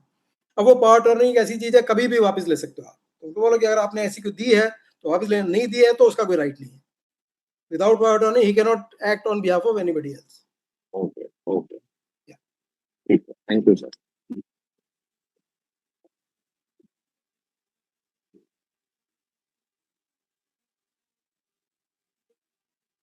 Hussain ji, please ask your question. Thank you. Sanjeev ji, thank you very much for this interesting conversation that we are having. Yes. So I'm part of Wareka building. मेरा सवाल sir एक था, I mean the land is actually being sold. तो वो जो land जो second जो phase है उसको तो हम बेच रहे हैं, राइट? तो उसके बाद लीगली अधिराज का या एग्जिस्टिंग होम बायर्स का उसके ऊपर there is no right, right, because that is legally transferred, और उसके लिए हम कंसेंट दे रहे हैं. Now Regency is just coming up as a kind of जो प्रोजेक्ट कर रहे हैं कि भाई हम आके प्रोजेक्ट को रिवाइव कर रहे हैं बाय बाइंग द लैंड. वो लैंड बाय करके जो पैसा आएगा उससे हम लोन सेटल करेंगे, और जो थोड़ा पैसा उसमें से बच जाएगा उससे हम एग्जिस्टिंग बायर्स के जो प्रोजेक्ट्स है उसको हम रिवाइव करेंगे. और उसके बाद इट इज जस्ट स्टार्टिंग का एक कहते हैं ना सीड मनी है to restart and get the ball rolling, and after that जो पैसा प्रोजेक्ट से आएगा उसी से कंस्ट्रक्शन कंप्लीट होगा. So in the entire scheme of arrangement, the biggest concern that we have today, आज agreement के अंदर it's not a binding agreement on regency in any form. वो कह रहे हैं but it is without any recourse on regency as such, right? So आज regency के ऊपर हम खाली ट्रस्ट कर सकते हैं, बाकी legally we don't have any right to bind them और ask for any specific performance to complete our project. So once the land is sold, so there is no legal obligation, there is no JV agreement between Adhiraj, buyers and them. So they are just coming in as one, कहते हैं ना, one investor who is buying the land. So ये Adhiraj और Regency के बीच का transaction है. So buyers in no way are a party to that agreement, right? So in the entire scheme of thing, tomorrow, let's say some buyer already pointed out that after 6 months or 9 months, if the transaction is done, land sold हो जाती है, और उसके बाद वापस we are in the same situation. So current हमारा जो recourse था in terms of why the debate is happening between NCLT and non-NCLT is कि भाई land is perceived to have some value, and the underlying assumption is कि यार ये land is a gold mine, or people will kind of come and jump and compete, as you said, under NCLT to get the project revived. And finally it would be in the benefit of everyone to get this, and then we'll have a legal right as well, because if that comes into an NCLT proceeding, then we will be the party to all the decisions that are taken, what we want, what amenities we want, what kind of building we want, facade we want. So all of that will go through that process. So now this is the dilemma. So what is the best course? I mean, obviously no one wants to wait for 4 years, and it's not advisable to do so. But what is the way forward in terms of binding Regency to this entire thing? And there are certain very, very one-sided clauses in the current proposal. भाई हमारा कोई legal recourse नहीं है, we will not file a case against Adhiraj till the time हमारा project deadline complete नहीं होता है. So are these applicable, enforceable, these agreements? कि भाई आज 2030 तक वेट करूं मैं, तब तक मैं अधिराज के अगेंस्ट केस नहीं करता हूँ। And by that time I don't know, because we all know Adhiraj is already financially in a very bad situation, तो वो तो खुद ही लिक्विडेट हो जाए, तो उसके बाद तो हमारे पास ना लैंड है, ना कुछ एनी फॉल बैक है। So that is the biggest challenge that we have कि भाई एक बार लैंड भी चली गई, because today if there is any value attached to the land, so that is the last recourse that we have, right? So that is the biggest dilemma. Right. तो उसका तो सिंपल सॉल्यूशन आपका RERA में भी मिल रहा है आपको, कि आप बेसिकली आप ये कह रहे हैं कि वो लैंड खरीद के और उसमें पैसे दे रहा है, यही कर रहा है। ओनली डिफरेंस वो वन टू वन ट्रांजैक्शन है। हाँ वही, लेकिन वो जो पैसा है वो एक मुश्त नहीं दे रहा, वो वन टाइम नहीं आ रहा है। He is saying he will pay in instalment, जैसे LIC का पे कर देगा और बाकी वो वहां से करके जनरेट और उधर देता रहेगा। तो इट इज ऐसा नहीं है सर। हाँ ऐसा नहीं है सर, ये वन टाइम अरेंजमेंट है कि भाई वो बाय करेगा लैंड। तो वो कितने में कर रहा है, वो कुछ बताया उसमें एग्रीमेंट में कितने में बाय कर रहा है? सर वो अग्रीमेंट पे तो हमारे पास उसकी विजिबिलिटी नहीं है, लेकिन जो कहते हैं कि भाई जो अमाउंट है, आई थिंक सम 250 करोड़ कुछ ऐसा नंबर है, जिसके अगेंस्ट वो पे कर रहा है LIC की लायबिलिटी, और उसमें से थोड़ा सरप्लस बचेगा, which will set the ball rolling to start the construction of the stall towers. तो we are not a party to this, और we don't have any visibility कि इनका इंटरनल एग्रीमेंट क्या है, but there 250 crore, 400 crore, 500 crore, we don't know. अब एक चीज ये इसमें होती है कि भाई अधिराज, अगर हम आर्ग्यू करते हैं कि भाई ये 500 करोड़ की डील है, ठीक है, और 250 करोड़ अधिराज के पास ही जाना है, तो Adhiraj then again not in a stressful condition. तो आगे जाके भी मैं NCLT में जाऊंगा तो अधिराज का लिक्विडेशन करूंगा, तो मेरे पास अधिराज के एसेट्स हो गए to complete the asset. But if it is anything outside this Adhiraj construction banner, और वो थर्ड पार्टी डील है या उसके ब्रदर, या how it can be done, there are many ways. कोई स्वैप डील भी हो सकती है, there is lot of ways you can structure these transactions, right? So that is the only question that comes in, कि अभी इसके अंदर ये लैंड की वैल्यू हमें पता नहीं है, और इसके बाद अगर Adhiraj has kind of, if they are able to siphon or do a side arrangement with them to get the surplus money, तो फिर क्या है कि भाई रीजेंसी के लिए तो काम हो गया, अधिराज के लिए भी काम हो गया, बट जो बायर्स रह गए वो यहाँ पे रह गए, right? So that is the biggest challenge that we face today. So we should not be in the same position 4 years after. Yeah. तो इसका सॉल्यूशन तो आपको you have to consult some good lawyer. Basically क्या है कि ये इसका answer मैं तभी दे सकता हूँ, मैंने सारे एग्रीमेंट देखे हो, मैंने आपका एग्रीमेंट देखा हो, मैंने जो ये कर रहे हैं ना, तभी मैं आपको राइट एडवाइस दे सकता हूँ। संजीव जी यस, मैं थोड़ा इसमें करेक्ट करता हूँ। हुसैन जी ने बात बोली है लेकिन आधी अधूरी बोली है। मैं थोड़ा इसमें करेक्ट करता हूँ। जो रेजेंसी का जो प्रपोजल है और जो भी एक जो कंसेंट जो NOC फॉर्म बना है, जिसपे अधिराज, रेजेंसी और बायर ये तीनों उसको साइन कर रहे हैं विद दिस टाइम, जो रेरा में फाइल होगा। दूसरा चीज है कि एक 26 एकड़ का लैंड है और एक 5 एकड़ का लैंड है। ओके। 26 एकड़ के लैंड में 13 एकड़ पे वो 10 टावर बने हैं, और ये 26 एकड़ का लैंड ही बैंक के पास मॉर्गेज है। ठीक है। 5 एकड़ का लैंड जो है वो मॉर्गेज नहीं है, वो अधिराज के नाम पे है और वो इंडिपेंडेंट लैंड है। रेजेंसी का जो प्रपोजल है और अधिराज ने जो एग्री किया है, उसमें ये हुआ है कि जो 5 एकड़ का जो लैंड है वो भी बिकेगा, जो मॉर्गेज नहीं है। और जो ये 13 एकड़ का जो लैंड जो क्लस्टर 1 और क्लस्टर 2 बना है 26 एकड़ में, उसमें से जो लैंड खाली है वो रेजेंसी खरीदेगा।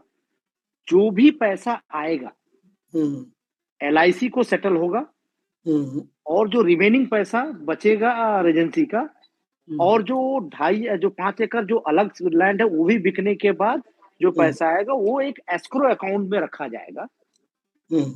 वो एस्क्रो अकाउंट को अधिराज, रेजेंसी और बायर के तरफ से एक कमेटी रहेगी जो उसमें एक पार्टी बनेगी और उसको मॉनिटर करेगी। ठीक है। उसमें एक एजेंसी भी हायर होगा जो ये पूरे प्रोसेस को देखेगा। इसमें और ये पूरे प्रोजेक्ट को कंप्लीट करने के लिए जो एस्टिमेट जो आया है वो करीब 1100-1200 करोड़ का एस्टिमेट आया है। ठीक है। इसका मतलब सिर्फ 13 एकड़ या 26 एकड़? 13 एकड़ की बात कर रहा हूँ। जो पेंडिंग जो 10 टावर जो बना है उसको कंप्लीट करने के लिए जो प्रपोजल आया है, जो एस्टिमेट आया है, वो 1100 से 1200 करोड़ का आया है, जिसको रेजेंसी ने बाइफरकेट किया है कि फंड कहाँ से आएगा। तो उसमें बेसिकली 200 करोड़ रुपए जो मॉर्गेज लैंड नहीं है 5 एकड़ का, वहां से आ रहा है। 100 करोड़ के करीब जो ये ट्रांजेक्शन जो हो रहा है LIC के सेटल करने के बाद वो बचेगा, कुछ आउटस्टैंडिंग है बायर्स का करीब 400-500 करोड़ वो है, और सारा अनसोल्ड इन्वेंट्री है, वो पैसा वहां से आएगा। तो एक एस्टिमेट बना है कि 1100-1200 का मेरे को ऐसे ऐसे फंड आएगा। उसमें बिल्डर का यही रिक्वेस्ट है कि जितना भी जो जो बायर्स जिन्होंने फ्लैट लिया है और जिसका आउटस्टैंडिंग है, वो पैसा अगर बायर मान लीजिए कि ठीक है 10-20% अगर ऊपर नीचे होता है तो मैनेज किया जा सकता है। अगर मान लीजिए 50% 60% अगर ऊपर नीचे हो जाए तो किसी भी बिल्डर के लिए प्रॉब्लम हो जाएगा। तो इसके लिए वो बिल्डर रिक्वेस्ट कर रहा है कि आप ये दो कि भाई वो सारे पैसे आने चाहिए, बस इतना ही ये कहता है। तो ये पूरी पूरी पूरी चीजें हैं, और उसमें बिल्डर का एक ही एजेंसी का कहना है कि मैं इसको, ये डिस्ट्रेस प्रॉपर्टी है, इसको मैं बेल आउट करने के लिए हम लोग ये पूरा प्लान कर रहे हैं। अगर मैं बायर को राइट्स दे दूं कि ऑलरेडी प्रोजेक्ट तो डीले है, कंपनसेशन का राइट तो सबको बन गया है, कोई भी कोर्ट में जा सके कंपनसेशन। जब बिल्डर के पास पैसा ही नहीं है तो मैं कंपनसेशन दूंगा कि मैं फ्लैट बनाऊंगा?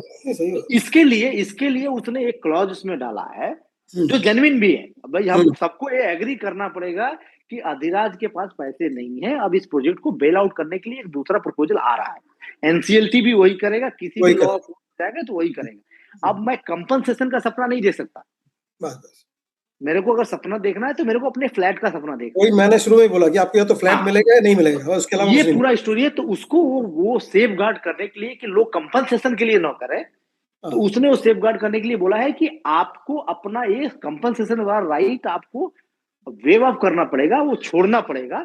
लेकिन उसमें एक और शर्त है कि अगर मैं जो टाइमलाइन मैं बोल रहा हूँ, जो भी टाइमलाइन जो एजेंसी बोल रहा है, अगर वो टाइमलाइन पे अगर मैं नहीं देता हूँ तो you have full right to go to the court for the compensation and other legal rights. तो ये प्रपोजल है। अब आप फिर तो यही मेरा एडवाइस, जो मैंने पहले भी किसी ने पूछा, मैंने कहा था कि escrow mechanism is a best mechanism जो रीरा भी अप्रूव करता है। एस्क्रो में जो कौन मॉनिटर करेगा उसमें आप अपना बंदा रखें जो मतलब समझदार हो, जो उसको एक बिल्डर करेगा, एक वो करेगा, और 3 लोग होंगे, तो उसमें एस्क्रो में पैसा आता रहे। और ये जो 13 एकड़ जो एडिशनल लैंड है, इस पे आप अपना लियन रखिए थोड़ा सा, कि जब तक वो रीजेंसी अपना कमिटमेंट पूरा नहीं करता, ये 13 एकड़ पे भी होम बायर का राइट रहेगा। बस ये इतना कर सकते हैं। हाँ, तो इसमें बेसिकली क्या है कि हमारा एक एसोसिएशन है एस्बा करके, वो एस्बा इस पूरी चीज को लीड कर रहा है। हाँ, तो उसमें आप ये करिए कि ये जो 13 एकड़, क्योंकि अगर रीजेंसी एक मुश्त पैसा नहीं ला रहा है इस लैंड का, तो then they have to continue the right of the home buyer, उनका राइट जब तक रहेगा तो वो आप क्लॉज डलवा लीजिए या तो एग्रीमेंट में। सर वो क्लॉज पड़ा हुआ है, अगर चाहिए होगा तो मैं वो आपको भी शेयर कर दूंगा, आप देख लीजिएगा।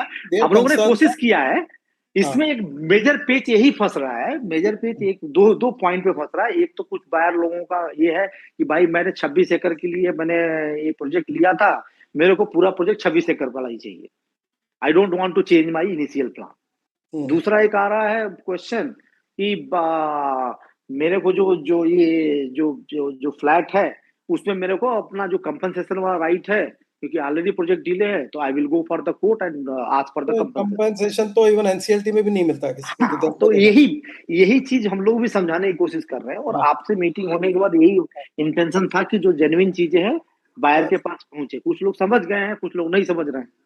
तो उनको मैक्सिमम वो डेमोक्रेसी है और डेमोक्रेसी में सबका राइट्स है। उल्टा कंपेंसेशन के बजाय उनको डिस्पेंसेशन करना पड़ जाएगा, कि उनको आगे एडिशनल पैसा देना पड़ जाएगा। 3 साल बाद जो प्लान आएगा वो बिल्डर आपसे पैसे मांगेगा कि मुझे कंप्लीट करने के लिए पैसे और दीजिए।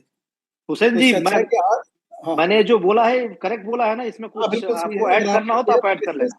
This is I think a very comfortable position for the home buyers. पर ये सब ऑलरेडी उसमें एग्रीमेंट में है, एस्क्रो प्रोविजन है।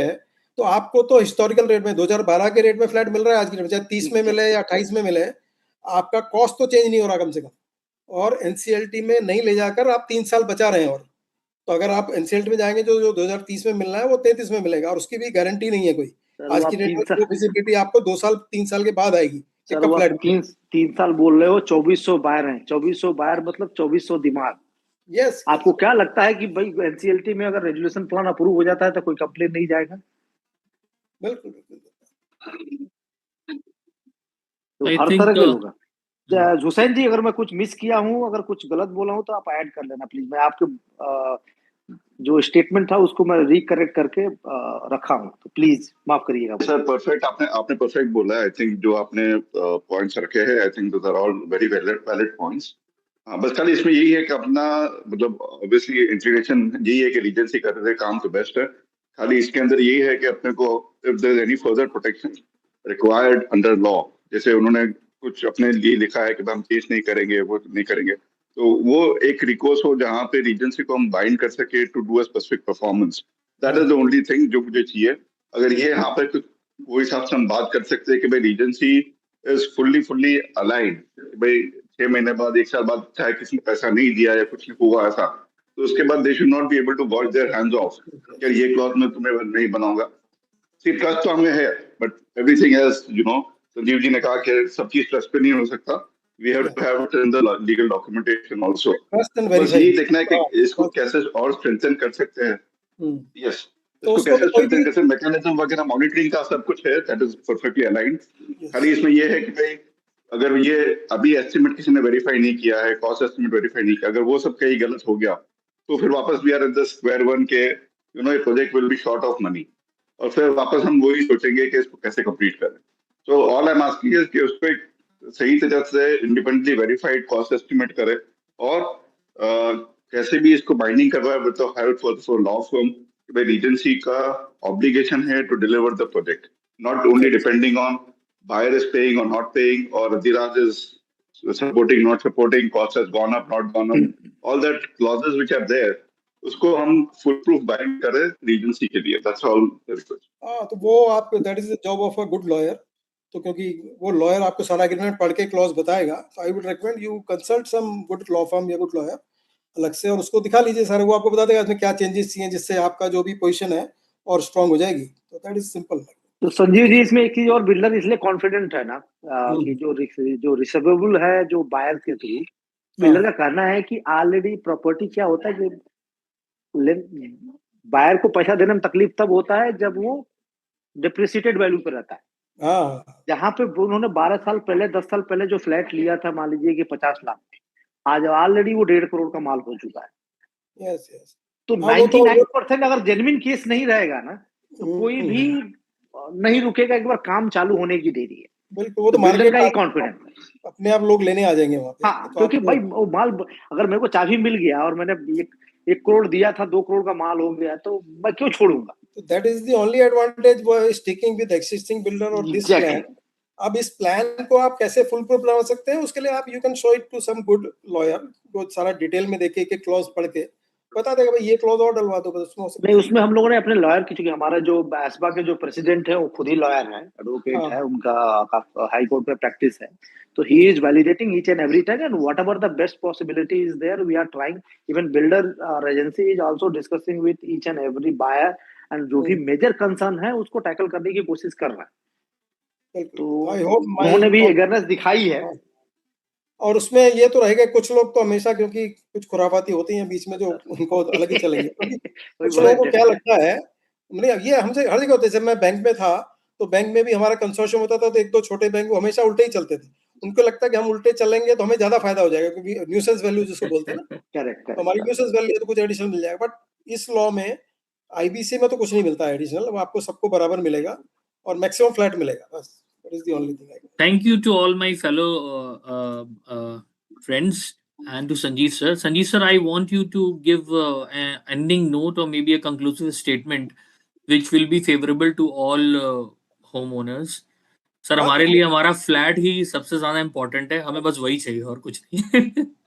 नहीं, तो उसमें तो मैं ये कहूँगा लास्ट में कि सारी कोर्ट, गवर्नमेंट, इवन आईबीबीआई, रीरा, मतलब इस गवर्नमेंट के आने के बाद तो बहुत आपकी पोजीशन स्ट्रांग हुई है, क्योंकि मैं इस लॉ से शुरू से जुड़ा हुआ हूँ। आप सोचिए, गवर्नमेंट ने आपको फाइनेंशियल क्रेडिटर बना के बैठा दिया। फाइनेंशियल क्रेडिटर का मतलब है कि आपको सीओसी में सीट मिल गई। It is very important thing. Correct. तो वो दिया लॉ ने। और इस लॉ के डर से जो अभी जो बिल्डर आपसे बात कर रहा है, आप ये समझ रहे हो कि वो क्यों कर रहा है ऐसे बात? अभी 10 साल से क्यों नहीं कर रहा था? इसलिए कर रहा है कि उसको डर है कि आप लोग अगर एनसीएलटी में ले गए तो उसकी सारी हाथ से जो भी इन्वेस्टमेंट निकल जाएगा, है ना? उसको तो वो लॉ का भय भी काम कर रहा है यहाँ पे। तो आप उस लॉ के भय से ही काम लीजिए, लॉ लगाने की जरूरत नहीं है। तो हम हमेशा आईबीसी में यही बोलते हैं कि आईबीसी का डर काफी, IBC is like a BrahMos missile, कि आप उसको पाकिस्तान को दिखाते रहो, चलाने की जरूरत नहीं है। तो वो आप ब्रह्मोस आपके पास है, वो कभी भी आप अप्लाई कर सकते हो, कभी भी उसमें आप वो लगाओगे, ट्रिगर दबाओगे तो चल पड़ेगी, वो एनसीएलटी है। तो आप उसको ब्रह्मोस अपने पास रखो और अच्छा एग्रीमेंट करके किसी लॉयर को दिखा के और काम बढ़ाओ, तो उसमें आपका एकदम से आपको काम शुरू हो जाएगा और जल्दी आपको फ्लैट मिलेंगे। That is my hope. Exactly वही इंटेंशन वही है कि जल्दी से जल्दी सबको फ्लैट मिल जाए। और ऑलरेडी 10 साल से इंतजार कर रहे हैं, लीगल सिस्टम में जाके 10 साल और इंतजार करने का ताकत नहीं है। पता चलेगा कि वो केस चलता रहेगा और हम ही निकल जाएंगे। नहीं, और अल्टीमेटली 3 साल बाद भी अगर अधीराज यही प्लान लेके आया दोबारा, तो फिर क्या करेंगे? तो आपने 3 साल खामखा लूज किए ना सर। इवन अगर सीओसी फॉर्म होती है और एक्सप्रेशन ऑफ इंटरेस्ट बुलाया जाए, उसमें तो सारा ओपन है ना, कोई भी जा सकता है। हाँ, परफेक्ट, ठीक है। So I think thank you all and thanks Sanjeev sir, आपने इतना टाइम निकाला। Thanks once again. So I think we can end the session. Thank you sir. Thank you sir. Thank you everyone. Thank you for patience. Thank you.